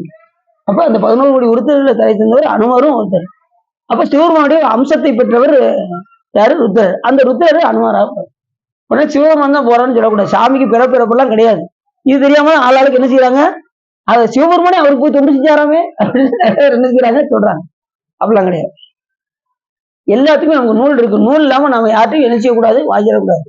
வாதுக்கு சண்டைக்கு போவார், வருவார் வழக்கு உரைப்பார்னு யார்ட்டையும் நம்ம என்ன செய்யக்கூடாது. எதுனாலும் நூல் தான் பேசணும். நாம பேசுறது காரணம் இந்த நூல் சொல்லப்பட்டிருக்கு, நீங்க எடுத்து பார்த்துக்கோங்க. முடிஞ்சு போச்சா? அவ்வளவுதான். அப்படிப்பட்ட பிருகுமாமுனிவர் சாபத்தை ஏற்றுக்கொண்டு சாமி என்ன பண்ணார், பிரம்மஞானத்தை மறக்க முருகப்பெருமானார் உபதேசம் பெற்று என்ன பண்ணாரு, தனக்குத்தானே மகனாகி தனக்குத்தானே தத்துவம் கேட்டு தனக்குத்தானே குருவுமாக ஆகி கொண்டார் சிவபெருமான். சரிச்சரன் என்ற ஒரு முனிவர் அங்க இருந்தாரு. அவர் திருமணி வந்து சுரசுரப்பா தவம் செய்யும் போது திருமணி சுரசுரப்பா இருந்ததுனால அவர் என்ன பண்ணார், அந்த சுரசுரப்பா இருக்கிறதுனால எந்த உபாதையும் ஏற்படாமல் இருப்பதற்காக அவர் சிவபூஜை செய்து என்ன பண்ணாரு, அந்த சுரசுரப்பு தன்மையை எடுத்து தவத்தில் ஆண்டார் அந்த சரிச்சரன் என்ற முனிவர். அடுத்து சரபங்கன் என்கின்ற முனிவர். அந்த சரபங்கன் என்கின்ற முனிவர் காமத்துக்கு அகப்படாதவர், காமனே வென்றவர். காமன் இந்த முனிவர் எந்த அளவுக்குலாம் அந்த 5 மலர்கணைகளை விட்டு எப்படி சிவபெருமான போய் மயக்க போனாரோ அதே போல இந்த முனிவரை அவர் தவம் செய்து கொண்டிருக்கும் போது அந்த 5 மலர்கணைகளையும் விட்டு பார்த்தார். அவர் எதுக்குமே அசரல. இந்த முனிவர் வந்து காமனையே வென்றவர் இந்த சரபங்கன் என்கின்ற முனிவர். அவனை கண்களையே பங்கம் செய்தாராம். யாரு? இந்த சரபங்கன் என்கின்ற கடைசி என்ன பண்ணாரா, முக்தியும் பெற்றவர். அந்த காமனை வென்றதுன்னா அடுத்த நிமிஷமே நமக்கு முக்தி வந்துடும். எல்லாருக்கும் இருக்கக்கூடிய மிக முக்கியமான ஒரு இது என்னன்னா, இந்த உலகத்துக்கு வந்துட்டோம்னா புல் பூண்டுல இருந்து எல்லா உயிர்களுக்குமே இயல்பாக உள்ளது காம இதுதான். அதனால 63 நாயன்மார்கள்ல முதல் நாயன்மாரா யார் வச்சா சாமி? மனைவி இல்லத்தில் இருந்து 50 ஆண்டுகள் தொடாம இருந்தாரு. அதனாலதான் அந்த நாயன்மாரை முதல் நாயனாரா வச்சாரு. ஆமா, திருநீலகண்ட நாயனார். திருநீலகண்ட நாயனார் முதல் நாயனார். தனியடியார்கள் அது தில்லைவாழ் அந்தனர் வந்து 3000 அந்தனர்கள், அது தொகையடியார். தனியடியார்கள் முதலானவர் யாருன்னா திருநீலகண்ட நாயனார். 2வது நாயனார் யார் சொன்னார் பாத்தீங்களா?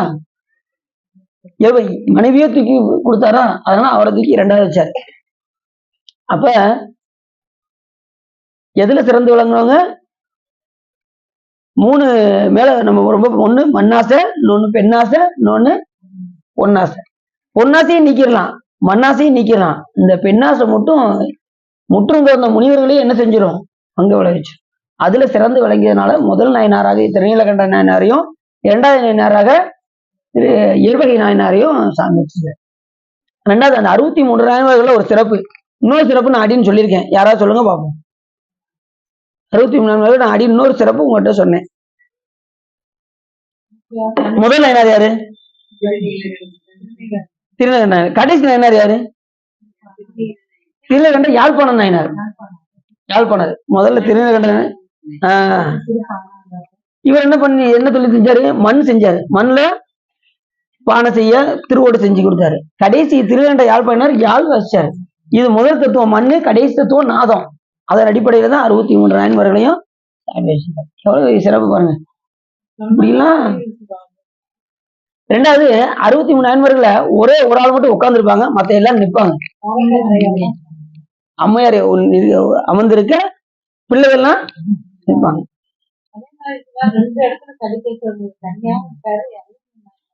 ஆமா 64 அவர் தொண்டு செஞ்சிருக்காரு. அது அவருக்கு பட்டம் கொடுத்து அவர் சாமி எல்லா திருக்கோயிலையும் ஜோதி மணிமுடி தாமமும் நாமமும் தொண்டருக்கு நாயகமும் பாதகத்துக்கு பரிசு வைத்தானுக்கே பல்லாண்டு கொடுதுமைங்கிறார்ல. அப்படி சாமி அந்த பதத்தை பெற்று எல்லா சிவாலயங்கள்லயும் அவரு விசார சர்மன் பேரு. இப்ப இருக்கக்கூடிய சண்டீஸ்வரருக்கு பேர் என்ன பேரு? விசார சர்மரா இருந்தவர் தான் இப்ப சண்டீஸ்வரா இருக்காரு. அப்ப அவர் இருக்கும்போது சிவன் கோயில் போயிருப்பார்ல. இப்ப விசார சர்மர் திருக்கோயில் போயிருப்பார்ல. அப்ப சண்டீஸ்வரர் வேற. அப்ப அந்த தவம் செய்து அது சண்டி என்பது ஒரு பதம். அந்த பதத்துக்கு யாரு தகுதி உடையவர்களோ அவர்களை சாமி அந்த பதத்தில் நியமிப்பார். இப்ப இருக்கக்கூடிய சண்டீஸ்வருக்கு பேரு விசார சர்மர். அவர் தான் இப்ப சண்டீஸ்வரா இருக்காரு. இப்ப நம்ம எங்க போனோம்? திருவாரூருக்கும் சிதம்பரத்துக்கும் போனோமா? அங்க யாரு சண்டீஸ்வரா இருக்காரு? யாரு கரெக்டா பாத்தீங்க? நான் அப்படின்னு எல்லாத்தையும் கூப்பிட்டு காமிச்சேன். திருவாரூர்ல யமன் சண்டீஸ்வரா இருப்பாரு. நம்ம சிதம்பரத்துல பிரம்மா சண்டீஸ்வரர், 2 சண்டீஸ்வரர் இருப்பாங்க, பக்கத்துல இருப்பாங்க. இங்கேயும் 2 சண்டீஸ்வரர் இருப்பாரு, திருவாரூர்லயும் 2 சண்டீஸ்வரர் இருப்பாங்க. எப்பயும் உள்ள சண்டீஸ்வரனும் அவர் பிரம்மா கேட்டுக்கொண்டதுனால சாமி அங்க சண்டீஸ்வரா வச்சிருப்பாரு. அங்க யமன் சண்டீஸ்வரா இருப்பாரு. இவங்களும் அவங்க கேட்டதுனால சாமி அவருக்கு கொடுத்த பதம். எப்பயுமே இந்த திருவாரூருக்கும் தில்லைக்கும் ஒரு சம்பந்தம் உண்டு. சாமி சுந்தரம் சாமிக்கு என்ன அடி எடுத்து கொடுத்தாரு? எங்க பாட்டு பாடினாரு? இல்ல, தேவாசிரிய மண்டபத்துல திருவாரூருக்கு சுந்தரம் சாமிகளுக்கு அடி எடுத்து கொடுத்தாரு சாமி. எங்க பாடின பாட்டு அது? திருவாரூர் தேவாசிரிய மண்டபத்துல பாடின பாட்டு தில்லைவாழ் அந்தனதம் அடியாருக்கு மடியன். திருவாரூர் பெருமான் அவர் திருவாரூர் அந்தனதம் அடியாருக்கு மடியன்னு எடுத்து கொடுத்துருக்கணும். ஆனா என்ன எடுத்து கொடுத்தாரு? தில்லை எடுத்து கொடுத்தாரு. அதனால தில்லைக்கும் திருவாரூருக்கும், தில்லை சாமிக்குரிய கோயில், திருவாரூர் அடியாருக்கே உரிய கோயில். புரியுது நமக்கு? சாமியும் அடியாரும் 2 கண்ணு போல. அதனாலதான் எந்த அடியாரையும் நம்ம என்ன செய்யக்கூடாது? குற்றம்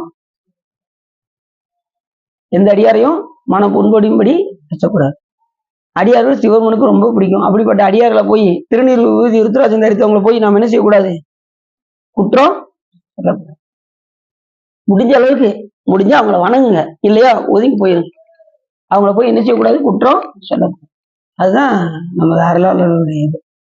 எவரேனும் யாரா இருந்தாலும் சரி, எவரேனும் விளையாடத்திட்ட திருநீரும் சாதனமும் கண்டால் உள்கி ஓராதே அவரவரை கண்ட போதே உகந்தடிமை திறம் நினைந்து இவர் தேவர் அவர் தேவர் என்று 2 ஆட்டாதி ஈசன் திறமை பேணி கவராதே தொழும் அடியார் நெஞ்சுள் கண்டாப்பு நடுதறியை காணலாம்.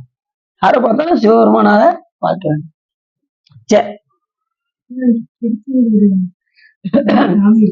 ஆமா ஆமா, அது சொல்லப்பாரு, இது கதையில வருது. பஞ்சலிக்கத்தை வச்சு சாமி கூட்டம் போய் ரொம்ப இல்ல, கூட்டம் ரொம்ப போறதுனால விட மாட்டேங்க. அடைச்சி ஊடகங்கள் போனீங்கன்னா நீங்க பாக்கலாம். விட மாட்டேங்காங்களா? சுத்தமா பண்ணிட்டாங்களா?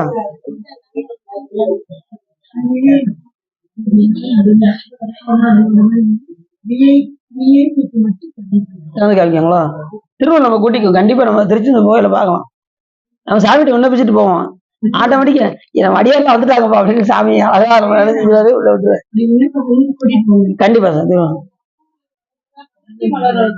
அப்புறம் தும்பிரன் அணிமாண்டவியன். இந்த அணிமாண்டவியன் முனிவர் என்ன பண்ணாரு? சின்ன பிள்ளையில அந்த தும்பி இருக்கு பாருங்க, வண்டை பிடிச்சி ஊசியை வச்சு குத்தி சில பேர் விளையாடுவாங்க பார்த்தீங்களா? சின்ன பிள்ளையில விளையாடுவாங்கல்ல. இவர் சின்ன பிள்ளையில என்ன செஞ்சாரோ அதே அவரு கடைசி அவருக்கு தில்லருங்கிற பட்டம் சொல்லி அரசனால என்ன செய்ய கழுகு மரம் ஏற போயிடுவார். அந்த கழுகு மரம் ஏறும்போது என்ன ஆயிரும்னா, இவரை ஊசியை வச்சு குத்தி கடைசி இந்த 2 பக்கம் அறத்தினால் ராவி 2 பக்கம் முனையா இருக்கும்.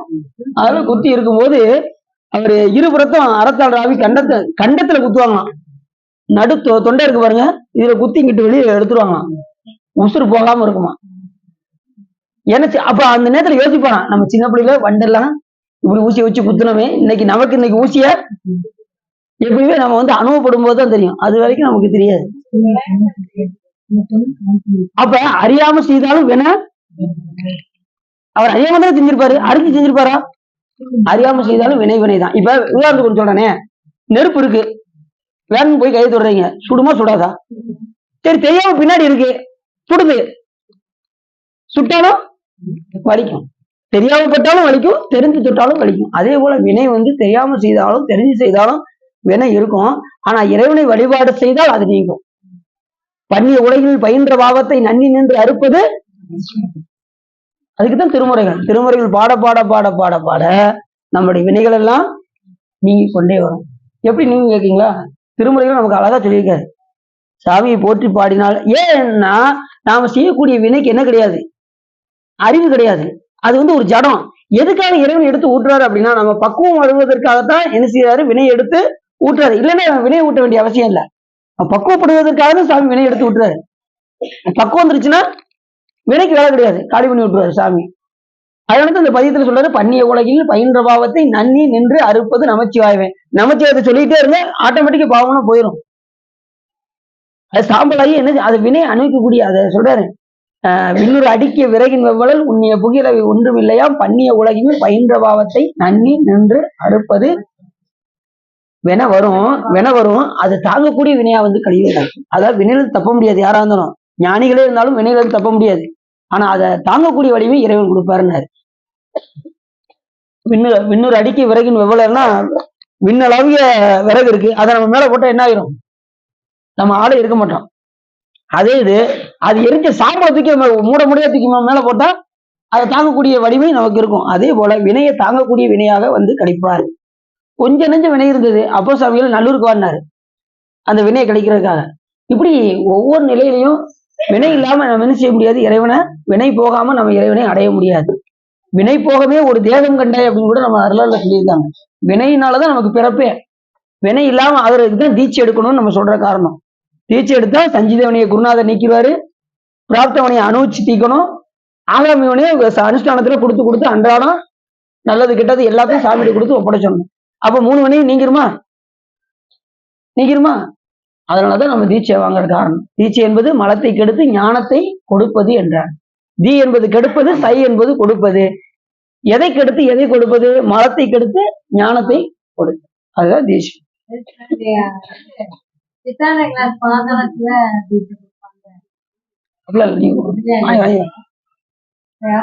சிவபூஜை பண்ணும்போது வாங்கிடும், அது சொல்லிக்கலாம். ஒரு தடவை படிச்சாலே போதும், வாங்கிக்கலாம். சரி, அடுத்து இந்த அதனால அவருக்கு ஆணி மாண்டவியன்னே பேரு. தனி மாண்டவிய முனிவர் இருக்காரு, ஆணி மாண்டவிய, அந்த ஆணியை வச்சு அவர் குத்தி இது பண்ணாங்க பாத்தீங்களா, அதனால அவர் ஆணி மாண்டவியன்னே பேரு அந்த முனிவர். அதுக்கப்புறம் என்ன பண்ணாரா, அந்த தொண்டையில அந்த இரும்பு துண்டை வச்சு குத்துனதும் அவர் அந்த நேரத்துல தன் தவறெல்லாம் உணர்ந்து பார்த்து அந்த நிலையில மனசுக்குள்ளேயே சிவபூஜை பண்ணாராம். பண்ணதும் அந்த துன்பத்துல இருந்து நீங்கினாராம் அந்த ஆணி மாண்டவியம். இப்ப எவ்வளவு பெரிய சிறப்பு பாருங்க. அப்ப எந்த ஒரு செயல் இருந்தாலும் சிவபூஜை செய்தால் அந்த துன்பத்திலிருந்து நீங்கலாம். இப்ப சமீதி எடுத்தவங்க அடுத்த இதுக்கு தயாராகிட்டு இருப்பாங்கன்னு நினைக்கிறேன். சிவபூஜை எடுக்கிறதுக்கு நீங்க ஆகிக்கிட்டு இருக்கிறது நமக்கு தெரியுது. எல்லாமே புராணம் கேட்க கேட்க கேட்க நமக்கு சிவபெருமான் மேல மிகுந்த பற்று கொண்டு எல்லாருமே என்ன செய்ய ஆரம்பிச்சிருவீங்க, சிவபூஜை ஆரம்பிச்சிருவீங்க. சமீதிச்சு எடுத்துக்கொண்டே நீங்க என்ன பண்ணலாம், சிவபூஜை எடுத்து ட்ரைனிங் எடுக்கலாம். ட்ரைனிங் எடுக்கணும், எடுத்தா சிறப்பு. எடுத்துக்கிட்டீங்கன்னா உங்களுக்கு அந்த சிவபூஜை எடுக்கும் போது அந்த காலம் உங்களுக்கு அப்படியே கிடைச்சிக்கணும், முகூர்த்தம் மட்டும்தான் மாறும். அப்படின்னு அப்படிதான் சமீதிச்சு எடுக்கும் போது சிவபூஜை பண்ணிக்கிட்டே தான் இருந்தேன் அப்படின்னு. ஏன்னா அந்த நேரத்துல நமக்கு காலம் இல்லைன்னு நம்ம போயிடக்கூடாது இல்லையா, அதனால அந்த காலத்தை நம்ம எடுத்துக்கிட்டு எப்பயும் போல முகூர்த்தம் மட்டும்தான் மாறினது. அப்படி தீட்சை எடுத்ததுக்கு அப்புறம் அந்த முகூர்த்தத்தை வச்சு இப்ப வரைக்கும் வழிபாடு பண்ணிட்டு இதெல்லாம் சிவபூஜை எடுக்கலன்னு வச்சுக்கோங்க. தீட்சை எடுக்கலன்னா இது தீட்சையை பத்தி சிவபெருமானே சொல்றாரு. அடியாருக்கு எளியன் சிற்றம்பளவன் கொற்றம் கொடியாருக்கு எழுதிய கைச்சிட்டு வரும் பெற்றான் சாம்பானுக்கு படியின் மிசை வேதமர தீட்சை செய்து முக்தி கொடுக்க முறை. யாருக்கு, உமாவதி சிவாச்சாரியருக்கு சிவபெருமானே எழுதி கொடுக்காரு. அவர் நினைச்சா சொல்லலாம்ல, அகிலாண்ட கோடி பிரம்மாண்ட நாயகன் எழுதி கொண்ட மலர் என்னவென்றால் வருகின்ற பெற்றான் சாம்பானுக்கு படியின் மிசை வேதமர தீட்சை செய்துன்னு எழுதியிருக்கலாம். ஆனா சாமி எப்படி எழுதினாரு, அடியாருக்கு எளியன். அதான் நம்ம எப்ப ஏற்பட்ட பட்டம் வாங்கினாலும் நம்ம பட்டத்தெல்லாம் என்ன செய்யக்கூடாது, நமக்கு முன்னாடி சித்தாந்த ரத்னம், சித்தாந்த நன்மணி, சைவ சித்தாந்தம் சுடர் தேர்ந்த இருக்கு, கைலாய மணி மாட்டு போட்டுட்டே வச்சுக்கோங்க, அது நமக்கு சரி வராது. நமக்கு ஒரே பட்டம் என்னன்னா சிவன் அடிமை. அவருக்கு எப்பயுமே நம்ம அடிமை தர ஒண்ணுதான் நமக்கு எப்பயுமே உயர்ந்த பட்டம் எதுனா சிவன் அடிமை. எந்த நிலையிலும் அவனுக்கு அடிமை அடிமை அடிமை அடிமை அடிமையோட வேலை பணி செஞ்சுக்கிட்டே இருக்கிறது. எதிர்த்து ஏன்னு கேட்கக்கூடாது. என் கடன் பணி செய்து தன் கடன் அடியனையும் நான் பணி செஞ்சுக்கிட்டே இருந்தா சிவபெருமா நம்மள அப்ப அவர் காட்டாவே நம்ம என்ன செய்ய முடியும்? பணியே செய்ய முடியும். தன் கடன் அடியனையும் தாங்குதல் என் கடன் பணி செய்து சரி. அப்படிப்பட்ட முனைவர். அப்படி அது போக காசியில் லிங்கத்தை வழிபட்டு கவின்மிகு பேரு கவின்மிகு என்கின்ற முனிவர், அப்புறம் மணி என்கின்ற பிரம்மபுத்திரர், அப்புறம் மௌன போசனர், மௌனத்தையே உயர்வுந்தாக மதித்தவர். எந்த நேரமும் மௌனமாவே இருப்பார் அந்த முனிவர், பேசுறதே கிடையாதான் எப்பவுமே. அப்படி ஒரு முனிவர். மதங்கசன், மதங்க குலத்தில் பிறந்து தவப்பயனாக மகாதேவியை மகளாக பெற்றவர் அந்த ஒரு முனிவர். அப்புறம் பராசர முனிவர், எல்லாத்துக்கும் தெரிஞ்ச விஷயம் தான். பராசர முனிவருடைய பிள்ளைகள் 6 பேர். ரொம்ப அவர் தவம் செய்து கொண்டு இருக்கும் போது, நல்லா கொஞ்சம் கவனமாக்குறங்க, பராசர முனிவர் தவம் செய்து கொண்டு இருக்கும் போது அவருடைய 6 பிள்ளைகள் என்ன செஞ்சாங்க? முன்னாடி அந்த தண்ணிக்குள்ள கல்லை போட்டு போட்டு விளையாண்டுக்கிட்டு இருந்தாங்க. அவருக்கு முன்னாடி இருக்கக்கூடிய சரவண பொய்கையில இது கல்லை போட்டு விளையாண்டுக்கிட்டு இருந்தாங்க. அதனால மீன்கள்லாம் ரொம்ப துன்பப்பட்டது. இப்படிதான் செய்யக்கூடாதுப்பா அப்படின்னு சொல்லி தன் பிள்ளைகள்கிட்ட சொல்லியும் அவர் என்ன செய்யல, கேட்கல. இந்த பிள்ளைகள்லாம் கேட்கலாம். மறுபடியும் அவரோட தவத்தை கலைத்து கொண்டே இருந்தது. நீங்க 6 பேரும் மீனாக இருக்க கடவுள்ன்றார். பிள்ளைகளுக்கே தவம் விட்டவர் பராசர முனிவர். அத்தனை பேர் என்ன செஞ்சாங்க? 6 பேரும் சரவண பொய்யில மீனாக இருந்தார்கள். எப்ப ஒரு சாவு நீங்க முருகப்பெருமானுக்கு பால் கொடுக்கும் போது அந்த பால் பட்டு அதை நீங்கள் அருந்தும் போது உங்களுடைய சாவும் நீங்கும். அப்பா பராசர முனிவர் முருகப்பெருமான் பால் கொடுக்கும்போது அதை ஒரு துளி நேரம் எங்க வருமா? சரவண பொய்யில பட்டதும் அது அந்த 6 பேர் அருந்தினதும் அடுத்த நிமிஷம் பழைய நிலைக்கு மாறுவார்கள் அந்த 6 புத்திரர்கள். அப்படிப்பட்ட தவத்தில் சிறந்த முனிவர் இந்த பராசர முனிவர். இந்த முனிவர்கள்லாம் சாபம் கொடுத்தா படிக்கிற காரணம் என்னன்னா, அவங்க தவத்தின் உச்சியில இருக்கிறது தான் காரணம். சிந்தனை வேற எங்கேயும் போகாது. நிறைய பேர் பார்த்தீங்கன்னா புத்தெல்லாம் முளைச்சிடும். தவம் செஞ்சுக்கிட்டே இருப்பாங்க. மனம் ஒன்றி ஒரு தியானம் வழிபாடு போகும்போது புத்தெல்லாம் முளைச்சி அது பாட்டு இருக்கும். இறைவனுக்கு தெரியும் எப்ப அந்த இது பூர்த்தி ஆகுது அப்படிங்கிறது. யாருக்கு தெரியும்? சாமி ஒருத்தருக்கு தான் தெரியும். அந்த தவத்தின் உச்சிக்கு போகும்போது சாமி அவர்களுக்கு காட்சி கொடுத்து அவனுக்கு என்ன வேணும்னு கேட்பாரு. முதல்ல சில பேர் எதுக்கோ வழிபாடு பண்ணுவாங்க, இது தவம் செய்வாங்க. இப்ப சூரபுத்தன் தவம் செஞ்சு என்ன பண்ணாரு? எனக்கு 1008 அண்டங்களையும் 108 யுகங்களா வாழணும்னு கேட்டாரு. அதனால சாமி அவர் கொடுத்தாரு. என்ன விருப்பத்தோடு தவம் செய்கின்றார்கள் அதைத்தான் பார்ப்பாரு. எப்பயுமே சாமி எண்ணத்தை மட்டும்தான் பார்ப்பாரே ஒழிய செயலை சாமி பார்க்கவே மாட்டாரு. நான் 1000 மாலை கட்டுறேங்க, பார்க்கவே மாட்டாரு. நான் உலக பணி அவ்வளவு நேரம் பார்த்துருக்கேங்க, பார்க்கவே மாட்டாரு. என்ன எண்ணத்தோட பணி செய்யறோம் அதைத்தான் பார்ப்பாரு. அதுக்குதான் மார்க்கிங்க அதிகம். செய்யற செயலுக்கு உண்டு, அதுக்குள்ள 10 மார்க் தான். ஆனா எந்த எண்ணத்தோட செய்யறோங்கிறதுக்கு தான் 100க்கு 100 மார்க். இப்ப நீங்க சாமி என்ன கூட ஒரு பொருளா மதிச்சு எனக்கு இந்த ஒரு வாய்ப்பு வழங்கிருக்கிய சாமி, எனக்கு இந்த உலக பணிக்கு எனக்கு ஒரு வாய்ப்பு கொடுத்திருக்கிய அப்படின்னு பணி செஞ்சா 100க்கு 100. அவ மட்டும் உழவார பணிக்கு போயிருக்கா, நாமளும் உழவார பணிக்கு போய் நான் அதான் என்ன அப்படின்னு சொல்லி அடுத்தவங்களை போட்டி போட்டுக்கிட்டு போனோம்னா மார்க் கம்மி. புரியுதா உங்களுக்கு? நமக்கும் ஒரு வாய்ப்பு இறைவன் வழங்கியிருக்காரு. இப்படிப்பட்ட ஒரு வாய்ப்பு நமக்கு கிடைச்சிருக்கே, பெருமானே யாருக்கு காண கிடைக்காத கடவுளே உன்னுடைய திருக்கோயில எனக்கும் ஒரு பணி கொடுக்க வாய்ப்பு கொடுத்தியே இறைவா அப்படின்னு சொல்லி சொல்லி சொல்லி சொல்லி பண்ணிச்சுக்கணும். புரியுதா உங்களுக்கு? அப்படி செய்யணும். அப்படின்னாதான் 100க்கு 100 மார்க்கு. அடுத்தவங்களை பொறாமப்பட்டு கொண்டே என்ன செய்யக்கூடாது? திருப்பணி செய்யக்கூடாது. அது மாதிரி திருத்தொண்டு செய்யும் போதும் அப்படிதான். அது மாதிரி இதுக்கு அடுத்து நம்ம எல்லாருக்கும் மாலை கட்டி சொல்லி கொடுக்க போறோம். ஒரு நாள் அது என்னைக்கு நீங்க முடிவு பண்ணிட்டீங்கன்னா அத்தனை பேரும் ஆளாளுக்கு ஒரு பாக்கெட்டு பூ வாங்கிட்டு வந்துட வேண்டியது. நார் கூட நம்ம மொத்தம் வாங்கி வச்சிருவோம். அத்தனை பேருக்கும் மாலை கட்டி சொல்லி கொடுத்துட்டோம்னா நீங்க வாட்டு என்ன செய்யலாம்? நித்தலும் சாமிக்கு பூ பறிச்சு கட்டினாலும் சரி, இல்ல வாங்கி கட்டி சாமிக்கு சாத்தினாலும் சரி. ஆனா பறிச்சு கட்டி கொடுத்தா ரொம்ப சிறப்பு. நம்ம அறவர்களா அதான் சொல்றாங்க, பறித்து மலர் கொண்டு வந்து ஏத்துதும் பணிந்து நாமடியும் சிறப்பிலி தீவினை தீண்டப்பரா 9 மலர் பறித்து இட்டு அப்படிதான் எல்லாரும் சொல்றாங்க. அதனால பறிச்சு இறைவனுக்கு பூ கட்டணும். அது மாதிரி எல்லாருக்கும் பூ கட்ட கட்டாயம் எல்லாருமே படை கொடுக்கணும். யாருமே பூக்கட்ட எனக்கு தெரியாதுன்னு சொல்லவே கூடாது. அத்தனை பேரும் கரெக்டா இதே மாதிரி 1.5 மணி நேரம் எல்லாரும் உட்கார வச்சு ஒவ்வொரு மலரா எடுத்து எப்படி இன்னுமே பழகிருங்க. இதுல என்ன இருக்கு? எல்லாருமே பழகிக்கலாம். கெட்ட பழகிட்டேன்னு வச்சுக்கோங்களேன், அதுக்கப்புறம் நீங்க என்ன செய்வீங்க? அதுக்கப்புறம் ஆமா சார் நீங்க யாரு அப்படின்னு கேட்க ஆரம்பிச்சிருவீங்க. கெட்ட பழகிச்சுன்னா என்ன நீங்க மறந்துடுவீங்க. நீங்க அப்ப நீ வேற என்னாவது இருக்க, நான் வேற என்னாவது இருக்குன்னு சாமியோட நீங்க ஐக்கியம் ஆயிடுவீங்க. நித்தலும் நீங்க வாட்டு மாலை கட்டி சாமிக்கு போட்டு போட்டு அளவு பார்த்துக்கிட்டே இருப்பீங்க. அந்த அளவுக்கு ஆயிடும். இப்போ உங்களையும் சாமியை தொடர்புறுத்துறதுக்கு தான் அடின்னு இந்த ஏற்பாடு பண்ண போறேன். சாமி திருவிழால அது வந்து திருவள்ளுவர் கூட்டி வைக்கணும் நமக்கு. அதுக்கு என்ன நாளும் பார்த்து எல்லாரும் ஒரு பாக்கெட் பூ வாங்கிட்டு வந்துட்டீங்கன்னா எல்லாருமே அதை ஃபுல்லா கெட்டுற அளவுக்கு நம்ம செஞ்சிடலாம். முதல்ல கெட்டி விநாயகர் பெருமானுக்கு போட்டாச்சுன்னா அதுக்கப்புறம் சாமிக்கு நீங்க நித்தலும் கெட்டி போடுவதற்கான வாய்ப்பை இறைவன் உங்களுக்கு கொடுப்பாரு. கண்டிப்பா அது நடக்கும் சாமியுடைய திருவருளால. சரி, எல்லாருமே கண்டிப்பா எடுத்து மாலை கட்டி அது மாதிரி விளக்கு போடுவதற்கும் பழகணும். விளக்கு நித்தலும் சாமிக்கு விளக்கிட்டார் மெய்நெறி ஞானமாகும்னு அப்போ சாமி சொல்வதற்கு என்னங்க, எல்லாருமே எப்பயுமே ஒரு திருக்கோயிலும் போனேன்னு வச்சுக்கோங்க, என்ன இப்ப ஜோதி பார்த்தா எனக்கு பொறாமையாவே இருக்கு.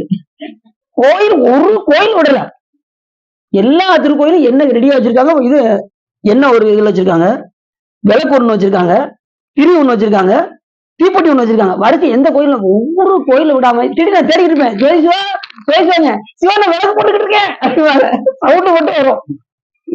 அடியில் இப்ப எத்தனை, இப்ப 10 கோயில் போயிருக்கோம், 10 கோயிலையும் விளக்கு போட்டிருக்காங்க. இது ஒரு ஆளுக்கு மட்டும் பரவாயில்ல, சாமிக்கு அம்பாளுக்கு சேர்ந்து, சாமிக்கு தனியா அம்பாளுக்கு தனியா.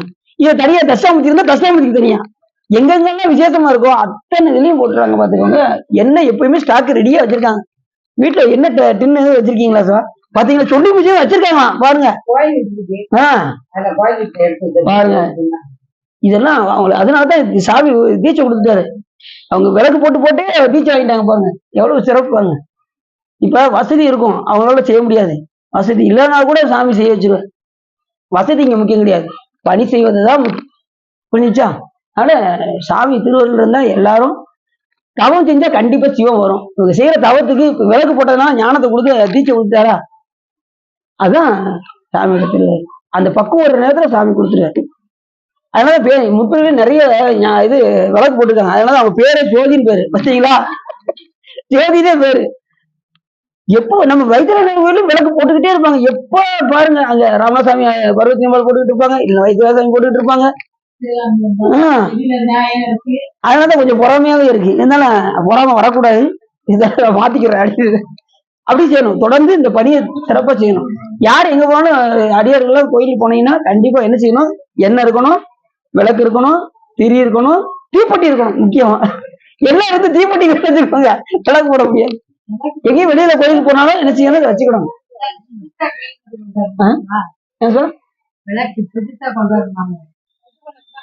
புது விளக்கு தான் வைக்கணும். பழைய விளக்கு எடுத்துட்டு புது விளக்கு தான் அவங்க போட்டாங்க. புது விளக்கு தான் புது விளக்கு போடுவாங்க. இல்லைன்னா இல்லாத கோயில்ல அந்த இதை எடுத்துட்டு பழத்தை நீக்கிட்டு திரிய புதுசா போட்டு எண்ணெய் ஊத்தி விளக்கு போட்டு வந்துருவாங்க. அந்த மாதிரி செய்வாங்க. இப்ப உங்க கையில விளக்கு இல்லைன்னா பரவாயில்ல, அங்க உள்ள விளக்கு கூட எடுத்து நீங்க என்ன செய்யலாம், விளக்கு போடலாம். சரி, அதுவும் ஏத்தணும், அதுவும் ஏத்தணும். இப்ப ஒரு இடத்துல இருட்டா இருக்குன்னு வச்சுக்கோங்க. இப்ப திருக்கோயில் போறீங்க, இப்ப சண்டீஸ்வரருக்கு உள்ள விளக்கு இல்லைன்னு வச்சுக்கோங்க, நீங்க என்ன செய்யணும், இல்லாத இடத்துல நம்ம என்ன செய்யணும், விளக்கு போடணும். அது சிறப்பு, அது சிறப்பு. ரெண்டாவது, பொதுவாகவே விளக்கு போட்டா சிறப்பு, அதுல இல்லாத இடத்துல போட்டா ரொம்ப ரொம்ப சிறப்பு. இல்லாத இடத்துல போட்டா ரொம்ப சிறப்பு. எங்கேயாவது இருட்டா இருக்குன்னு வச்சுக்கோங்க, அங்க ஒரு விளக்கு போட்டு, இல்ல அந்த இது விளக்க தனியா வச்சிருப்பாங்க பாத்தீங்களா, அதுல இருந்து ஒரு விளக்கு எடுத்துட்டு போய் எண்ணெயை ஊத்தி திரிய வச்சு விளக்கு போட்டு வரணும். விளக்கிட்டார் மெய்நெறி ஞானமாகும், துளைக்கில் நாள் மழை தொடுத்தால் தூயல்வின் ஏறலாகும். யாரு சொல்றது, அப்போ சாமி சொல்றாரு. யாரு பூ கட்டுறாங்களோ அவங்க எங்க போயிடுவாங்க, சிவலோகத்துக்கு எளிமையா போயிடுவாங்க. இங்க மட்டும் இல்ல, நீங்க அங்கேயும் போய் பூ கட்டலாம்னு புராணம் சொல்லுது. அதனால துளைக்கில் நாள் மழை தொடுத்தால் தூயல்வின் ஏறலாகும். அப்புறம் இது விளக்கிட்டார் மெய்நெறி ஞானமாகும். அடுத்து ஒண்ணு சொன்னார் பாருங்க, அதுதான் ரொம்ப ரொம்ப உயர்வானது. யாரு பாட்டு பாடுறாங்களோ சிவபெருமானுக்கு எல்லையில்லாத அருளை கொடுப்பாராம் சிவபெருமான். அழைப்பில் கீதம் சொன்னாருக்கு அடிகள் தாம் அருளுமாறு அப்படிங்கிறாரு அப்போ. யாரு பாட்டு பாடுறாங்களோ சாமி என்ன செய்வாருன்னு அவருக்கே தெரியாது, அந்த அளவுக்கு அருள் கொடுப்பாரா பாட்டு பாடுறவங்களுக்கு. அப்ப பாரு, இந்த லிஸ்ட்ல நம்ம வந்துட்டோம் அப்படிங்கிறது நிறைய பேருக்கு கொஞ்சம் சந்தோஷமா இருக்கும். இந்த இது ஓகே அப்படிங்கிற மாதிரி இருக்கும் நிறைய பேருக்கு. சரி, அப்படி நம்ம இப்படி சொன்னா இந்த சப்ஜெக்டுக்குள்ள போனோம்னா இப்படி டைம் ஓடிடும். இப்படி எண்ணில்லாத முனிவர்கள் எல்லாம் அங்கே இருந்தார்கள். பராசர முனிவர், அப்புறம் கணாதிபன், அப்புறம் தௌமியன், அப்புறம் பரத்வாச முனிவர், அப்புறம் ஆங்கிரதன், சிலாத முனிவர். சிலாத முனிவர் உங்களுக்கு தெரிஞ்ச விஷயம் தான். அந்த அடியார்களுக்கு அன்னம் பாலிக்கும் போது என்ன கல் இருந்துச்சான். அதனாலதான் அடியாருக்கு கொடுக்கும்போது உயர்வான சாப்பாடா கொடுக்கணும். இருக்கிறதே தரம் குறைந்த சாப்பாடு அடியார்களுக்கு என்ன செய்யக்கூடாது, கொடுக்கக்கூடாது. இருக்கையில கம்மியான அரிசி இருக்காங்க, அப்படி போய் கடையில போய் வாங்கி கொடுக்கக்கூடாது. உயர்வான அரிசியை வாங்கி அந்த அன்னம் பாலிக்கும் போது, அந்த முனிவர்களுக்கு அன்னம் பாலிக்கும் போது அந்த கல் இருந்ததாம். அதை அவங்க சாப்பிட்டதுனால சின்ன பிள்ளைங்க அவர் அதை பார்த்து கேள்வி பண்ணாராம். அந்த முனிவர், இந்த சிறாத முனிவர் இருக்கார் பாருங்க, அவர் சிறுபிள்ளையில இருக்கும்போது அந்த கல்லை உண்டு அவங்க ஒரு மாதிரி வச்சதும் அதை பார்த்து பார்த்து இவர் சிரிச்சு விளையாண்டதுனால மறுபடியும் அவருக்கு என்னதான் வராரு, சிலாதார முனிவரை வந்து ஒரு கல் எடுத்து சாப்பிட்டாதான் அவருக்கு பசியே அடங்கும். சிலானா என்ன அர்த்தம், கல்லுன்னு அர்த்தம். அந்த கல்லை உண்ட முனிவர் சிலாதார முனிவர். அவர் தான், அவருடைய பையன் தான் நந்திய பெருமான். சிலாதார முனிவருடைய பையன் தான் நந்திய பெருமான். எந்த ஊர்ல, திருவையாறு, மறந்துடக்கூடாது. அதை திருமணம் முடிச்ச இடம் திரு மலைபாடி. நந்திய பெருமான் திருமணம் முடிச்ச இடம் மலைபாடி. பிறந்து திருவையாறு, திருவையாறுல தான் பிறந்தாரு. சிலாதார முனிவருடைய பையன் தான் நந்தியம் பெருமான். அதனால அடியார்களுக்கு உணவளிக்கும் போது எங்க திருவையாறுல எவ்வளவு சிறப்பு, அங்க சிறப்பாமா திருவையாறுல இருக்குல்ல, திருவையாறுல இருக்கு, திரு மலைபாடியிலும் இருக்கு. ஏலூர்னு பேரு வரிசையா. அங்க ஏலூர்ல நந்தியம் பெருமான் பிறந்த ஊரே திருவையாறு தான். அவர் பிறந்ததே சிறப்பு தானே, அங்க பிறந்தது சிறப்பு. ரெண்டாவது நிறைய ஆமா அங்க சிறப்பு. ஒரு காட்சி கொடுத்துருக்காரு, 5 ஆறுகள் ஓடுறது, அப்பர் சாமிகளுக்கு காட்சி கொடுத்த இடம், கைலாய காட்சி கொடுத்த இடம். நந்தியம் பிறந்தது அங்க ஒரு சிறப்பு. சாமி அங்க இது ஸ்ரீஞ்சி தேவியாரை பார்த்து திரு மலைபாடியில வச்சு திருமணம் முடிச்சு கொடுத்தாரு. அங்க பிறந்த மலைபாடி கொஞ்சம் தள்ளி இருக்கு. அவர் பிறந்ததே திருவையாறு. ஆமா ஆமா சப்த ஏழூர்பாங்கல்ல, அத வருஷத்துக்கு ஒரு நாள் அது 7 ஊரையும் சுத்தி வருவாங்க. அடியார் உறவுகள்லாம் 7 ஊரையும் சுத்தி வந்து திருவையாறுல சிறப்பான ஒரு நிகழ்ச்சியாக அது நடக்கும். ஆமா திருவண்ணாமலை எல்லாம் 7 ஊர் போவாங்கல்ல, அது அன்னைக்குதான். சரி, அப்படி காசிபர் எல்லாருக்கும் தெரிஞ்ச விஷயம்தான். அவரு 13 பேரை மணந்தவர். என்ன, பரசுராமனுடைய உலகை தானமாக பெற்றவர், காசினி எனும் பெயர் பெயர்ந்தவர். இப்படி நிறைய இருக்கு. சரி, அப்புறம் அருந்ததியின் கற்பின் பன்னியர், தக்ராக்கினி முதல மும்மூர்த்திகள், அப்புறம் தவநெறிக்கு தவ ஒழுக்கத்திற்குரிய சிறந்த குற்றமற்ற நமீச முனிவரை அடைஞ்சு. இப்படி எல்லா முனிவர் இப்ப சொன்ன பாத்தீங்களா. இப்ப இப்படிப்பட்ட முனிவர்கள் எல்லாம் எங்க போனாங்க, நைமீச வனத்து, அந்த இமயமலை சாரல்ல இருக்கக்கூடிய அந்த கர்ப்பை வனமாக விளங்கக்கூடிய அந்த நைமீச வனத்தில் அத்தனை முனிவர்களும் சென்றார்கள். அந்த முனிவர்கள் செல்லும் போது அங்கே அரும்பெரும் தவ முனிவர்கள் வரவும் அவர்களை கண்டவுடன் அன்பு பெருகி எடுத்துரைத்த சிறந்த தவசிகளுக்கு மேன்மை மிக்க வேத நுட்பங்களை உபதேசித்துக் கொண்டிருந்த சவுனகர் என்ற முனிவர் தான் எல்லாத்துக்கும் தலைவரான். அந்த அத்தனை முனிவருக்கும் தலைவர் யாரு, சவுனக முனிவர் என்கின்றவர். அவர் தான் ரிஷிகளுக்கெல்லாம் தலைவர். அவரு குலபதியும்பாங்க. அவரை வந்து அன்பு மிகுந்து சிறப்பாக உபச்சார மொழிகள் பல உரைத்து அத்தனை முனிவர்களையும் உபச்சார மொழி உரைத்து அவங்க எல்லாம் இருக்க வைத்தார். அந்த அத்தனை முனிவர்களையும் தூய தற்பையால் ஆசனங்களில் இரும்பெரும் சொல்லி அமரச் செய்து அவர்களுக்கு அர்க்கியம், பாத்தியம், ஆசமனம், விசேஷ அர்க்கியம் என்கின்ற அந்த சாமிக்கு எப்படி அதை கொடுக்குறோமோ அதே போல முனிவர்களுக்கும் அவர் கொடுத்தாராம். இப்ப சிவபூஜையில நீங்க 4 பாத்திரம் இருக்கும். ஆசமனம், பாத்தியம், அர்க்கியம், விசேஷ அர்க்கியம் 4 பாத்திரம் இருக்கும். முதல் பாத்திரத்துல வந்து பரிவார தேவதை இருக்கும். 2வது பாத்திரத்துல சாமிக்கு வந்து இந்த 2, 3, 4ல வந்து சாமிக்கு ஒவ்வொரு 5 முகத்துக்கும் சாமிக்கு அந்த இதை கொடுக்கணும். அது வந்து அர்க்கியம், விசேஷ அர்க்கியம், பாத்தியம் சொல்லி இருக்கு. இதே மாதிரி முனிவர்களுக்கும் அதை கொடுத்தாராம். முதல்ல உள்ள அந்த பாத்திரம் எதுக்குன்னா, இப்போ ஒரு விருந்தாள் வராங்கன்னு வச்சுக்கோங்க. ஒரு விருந்தாள் வந்தாங்கன்னா முதல்ல என்ன செய்வோம், காலை கழுவிட்டு தானே உள்ள வருவோம். அது வந்து அந்த பாத்திரம். புரியுதா உங்களுக்கு?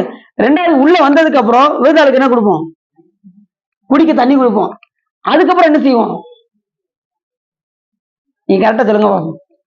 இப்போ முதல்ல ஒருத்தர் விருந்தாள் வராங்க, முதல்ல கால் அலம்பிட்டு வர சொல்லுவோம்.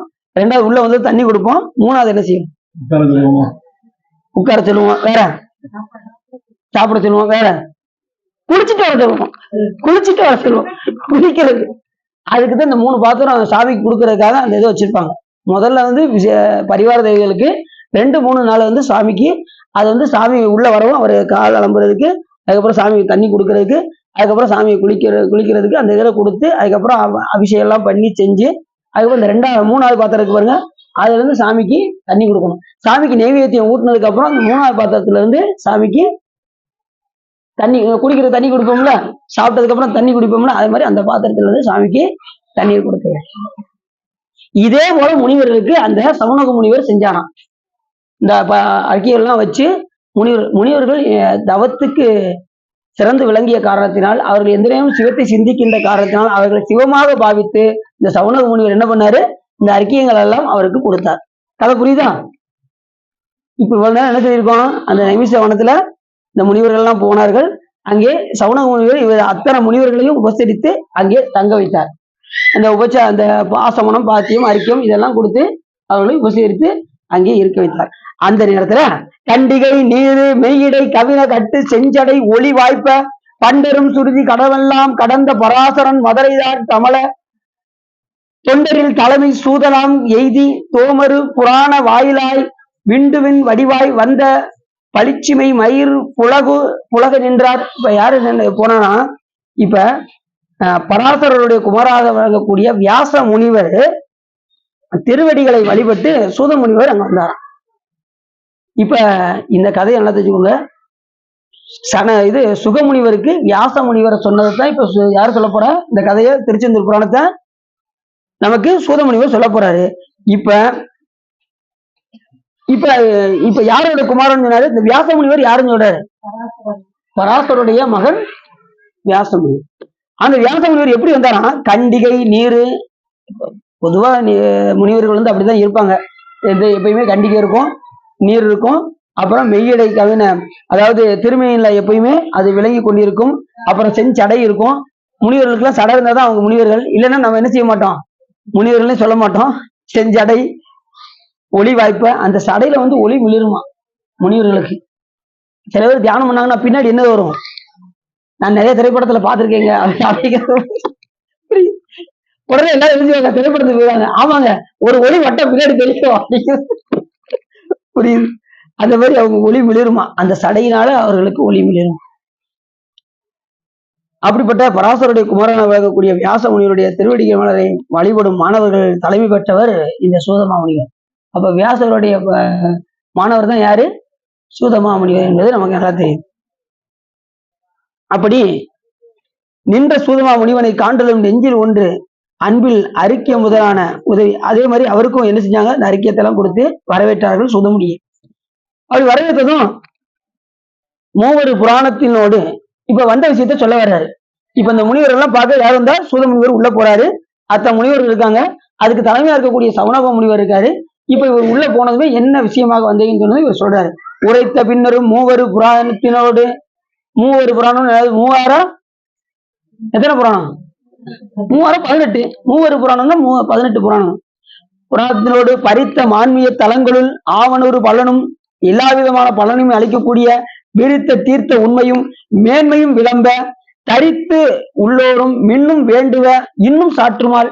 அதாவது எல்லா தலங்களுக்கும் மேன்மையாக தலங்களாக விளங்கக்கூடியதும், அந்த தலத்துல போய் வழிபட்டால் நிறைய பலனை கொடுக்கக்கூடியதுமாகிய எந்த ஊரு, திருச்செந்தூர் பலனுமாகிய அப்படிப்பட்ட தீர்த்த உண்மையும் அங்க இருக்கக்கூடிய தீர்த்த உண்மையும் நான் சொல்ல வந்திருக்கின்றேன் அப்படின்னு யார் சொல்றான், சூதமா முனிவர் அந்த முனிவர்கிட்ட சொல்றாரு. சொல்ற அது அப்படிதான் வரும் கதையும். சரி. சொட்ட காதையில் அரும் சோரை செற்ற தன்மையும் ஜெயந்தி நன்க இடை சேயோன் உற்ற செய்கையும், ஜெயந்திபுரத்துல முருகப்பெருமானுடைய அந்த செய்கையையும், கந்தமாதன பெயருடைய கந்த பெருமானுடைய புகழை எடுத்து விரைக்கக்கூடிய ஒற்றை கவி விடை போன்றதும் தொகைப்பட புகழ்ந்தார். இப்ப அந்த புராணத்தை நான் அடி என்ன செய்ய போறேன், உங்களுக்கு சொல்ல வந்திருக்கின்றேன். கந்த பெருமானுடைய புகழையும் அதோடைய உண்மையையும் எடுத்து உரைக்க வந்திருக்கின்றேன் என்று இந்த இடத்துல சொல்றாரு. அப்படி சொன்னதுமே உடனே முதல்ல அதை சொல்றதுக்கு முன்னாடி விநாயகர் பெருமானுக்கு ஒன்றும் முருகப்பெருமானுக்கு ஒன்றும் எடுத்து சொல்றாரு. உம்மல குறும்பெரி சூதனாம் எழுந்து 12 கை குருபரன் துணைப்பதம் பழிச்சு தன் 12 திருக்கரங்களையுடைய முருகப்பெருமான அந்த இடத்துல சொல்றாரு. முருகப்பெருமானையும் விநாயகர் பெருமானையும் போற்றிக்கொண்டு நான் இந்த யானைத்தாள் துதித்தேன். யானைத்தாள்னா எது? விநாயகப் பெருமானுடைய தாளாகிய திருவடியை துதித்து இந்த புராணத்தை நான் உரைக்கின்றேன் அப்படின்னு சொல்றாரு. சொல்லி அடுத்து முருகப்பெருமானுக்கு என்ன சொல்றாரு? பொன்னாக மானும் கதிர்வெறிக்கு விளம் பருதி வேர் புலவும் கிரணவேள்வி சாகனத்து இறைக்கும் ஒரு குமர இரு சரணம் தலை கொண்டு ஏத்தி. முருகப்பெருமானுடைய திருவடிகளை தலைமையில் கொண்டு விநாயகப் பெருமானுடைய தாளை வணங்கி கொண்டு முருகப்பெருமானுடைய திருவடிகளை தலைமையில் கொண்டு இந்த புராணத்தை நான் கூறுகின்றேன். அவர் எப்படிப்பட்ட அவரு? அழகிய மலை போன்ற தோற்றமும் உள்ள மயில் மேல் இருக்கக்கூடிய முருகப்பெருமானை இந்த இடத்துல சொல்றாரு. அதனால இந்த இடத்துல நாகமணி சுடர் விளக்குடன் விளக்கும் மரகத பொன்னாக மானும் கையில் ஏந்தி கதிர் விரிக்கும் இளம் பருதி மேற்குளவும் கிரண வேள்வி ஆகனத்து இயற்கு உரைக்கும் ஒரு குமர சரண் என. குமரன் யாரு? முருகப்பெருமானுடைய திருவடிகளை வணங்கி கொண்டு தூய திருவடிகளை தலைமையில் கொண்டு துதித்து கொண்டு சுதமா முனிவன் நைமிசாரணிய தொன் முனிவரர் முகம் நோக்கி, அந்த முனிவர்கள் எல்லாம் முகம் நோக்கி ஆதாரம் பெருக இரு கையில் குவித்து அத்தனை பேருடைய திருவடிகளையும் தொழுது கைவேல் குவித்து என்போடு ஜெயந்தி நன்னகர, ஜெயந்தி நன்னகரனா திருச்செந்தூருடைய அந்த புகழை அத்தனை முனிவர்களுக்கும் மேதகு காதை சுகமுனி வினவ, சுகமுனி வினவ வியாசன் முன் புகழ்ந்தது. சுகமுனிக்கு யார் சொன்னதா? வியாச முனிவர் சொன்னதை நான் உங்களுக்கு சொல்ல போறேன் அப்படிங்கிற. அப்ப இந்த கதை யாரு சொன்னது? சுகமுனிவருக்கு வியாச முனிவர் சொன்னதை நான் உங்களுக்கு சொல்ல போறேன் அப்படின்னு சூத முனிவர் சொல்றாரு. அப்ப இந்த கதை நமக்கு சொல்றது யாரு? சூத முனிவர் அப்படிங்கிறத மறந்துக்கூடாது. எப்பவுமே நம்ம வியாசத்தை வந்து நம்ம இதுல சேர்க்க மாட்டாங்க. ஏன் அப்படின்னா அவர் முழுமுதற் பொருள் நாராயணரேன்னாரு. அதனால நம்ம இதுல அவர் சொல்றதை ஏத்துக்கிட மாட்டாங்க. அவர் ஏதத்தை தொகுத்தாரே ஒழிய புராணங்களை தொகுத்தார். அதை விரித்து கொடுத்தது யாருன்னா நமக்கு சூதமாமுனிவர்.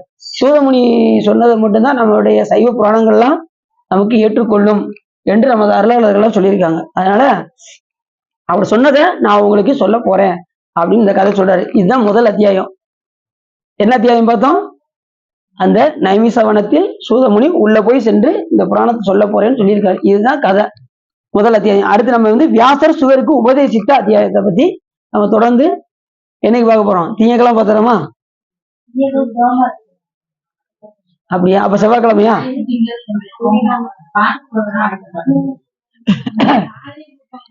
செவ்வாய்க்கிழமை பண்ணிக்கலாம்ல. நாளைக்கு வந்து வாய்ப்பு இல்லாம வந்திருக்கேன். நம்ம தேவர மடத்துல நாளைக்கு சொற்பொழிவு இருக்கு. பித்தா பிறைசூடி பாடலுக்கு விளக்கம் நாளைக்கு. ஆமா, நாளைக்கு சாயங்காலம் தேவர மடம் இருக்குல்ல, பித்தா பிறைசூடி பாட்டு கேள்விப்பட்டிருக்கீங்களா? இந்த திருமுறை பாடும் போது பாடுவாங்க. அந்த பாட்டுக்கு விளக்கம் நம்ம நாளைக்கு, அந்த பதியத்துக்கு விளக்கம் தேவார மடத்துக்கு வந்திருக்கேன். சாயங்காலம் 5 to 7 2 மணி நேரம். 5 மணிக்கு வர சொல்றாங்க. ஏன்னா அதுக்கு ரொம்ப லேட் ஆயிடுச்சு. 8 மணி வரைக்கும் ஆயிடுது. அவங்க கொஞ்சம் வெள்ளத்துல ஆரம்பிச்சிடுறாங்க. 6 மணிக்கு ஆரம்பிச்சா 8 மணி ஆயிடுது. 5:30 ஆரம்பிச்சா 7:30 ஆயிடுது. அதனால 5 மணிக்கு வாங்கன்னு இருக்காங்க. வாய்ப்புள்ளவங்க வந்து கலந்துக்காங்க. அவங்க 5 மணி நேரம் பேசுனா கூட அப்படியே பேசிக்கிட்டே தான் இருப்பேன். நமக்கு சாமியோட போல எடுத்து சொல்லிக்கிட்டே இருக்கணும். நமக்கு அதுக்குதான் 5 மணிக்கு எல்லாரும் 5 மணிக்கு நாளைக்கு ஒரு புண்ணிய காலம். எது? அமாவாசை. அமாவாசை அன்னைக்கு சாமியோட போல வைக்கிறது ரொம்ப சிறப்பு. காலையில வந்து நாளை கழிச்சு காலையில வரைக்கும் இருக்கு. என்னது? நாளைக்கு தான் விரதம் இருக்கணும். நாளை கழிச்சு காலையில முடிஞ்சது. நாளைக்கு தான் விரதம் இருக்கணும். சரி, அதனால நாளைக்கு வந்து அந்த பித்தா பிறைசூடி பாடல விளக்கம் நீங்க கேட்குமாறு உங்களை திருத்திருமை கொண்டு கேட்டுக்கொள்கின்றேன். எல்லாரும் உள்ளம் நிறைந்து உவகை சிறந்து இந்த திருச்செந்தூர் புராணத்தை நீங்கள் கேட்டதனால் உங்களுடைய வல்வினை கரைந்து திருவருள் உரையும் என்று சொல்லி திருப்புகழ் பாடி அடியேன் உரையை நிறைவு செய்யும்.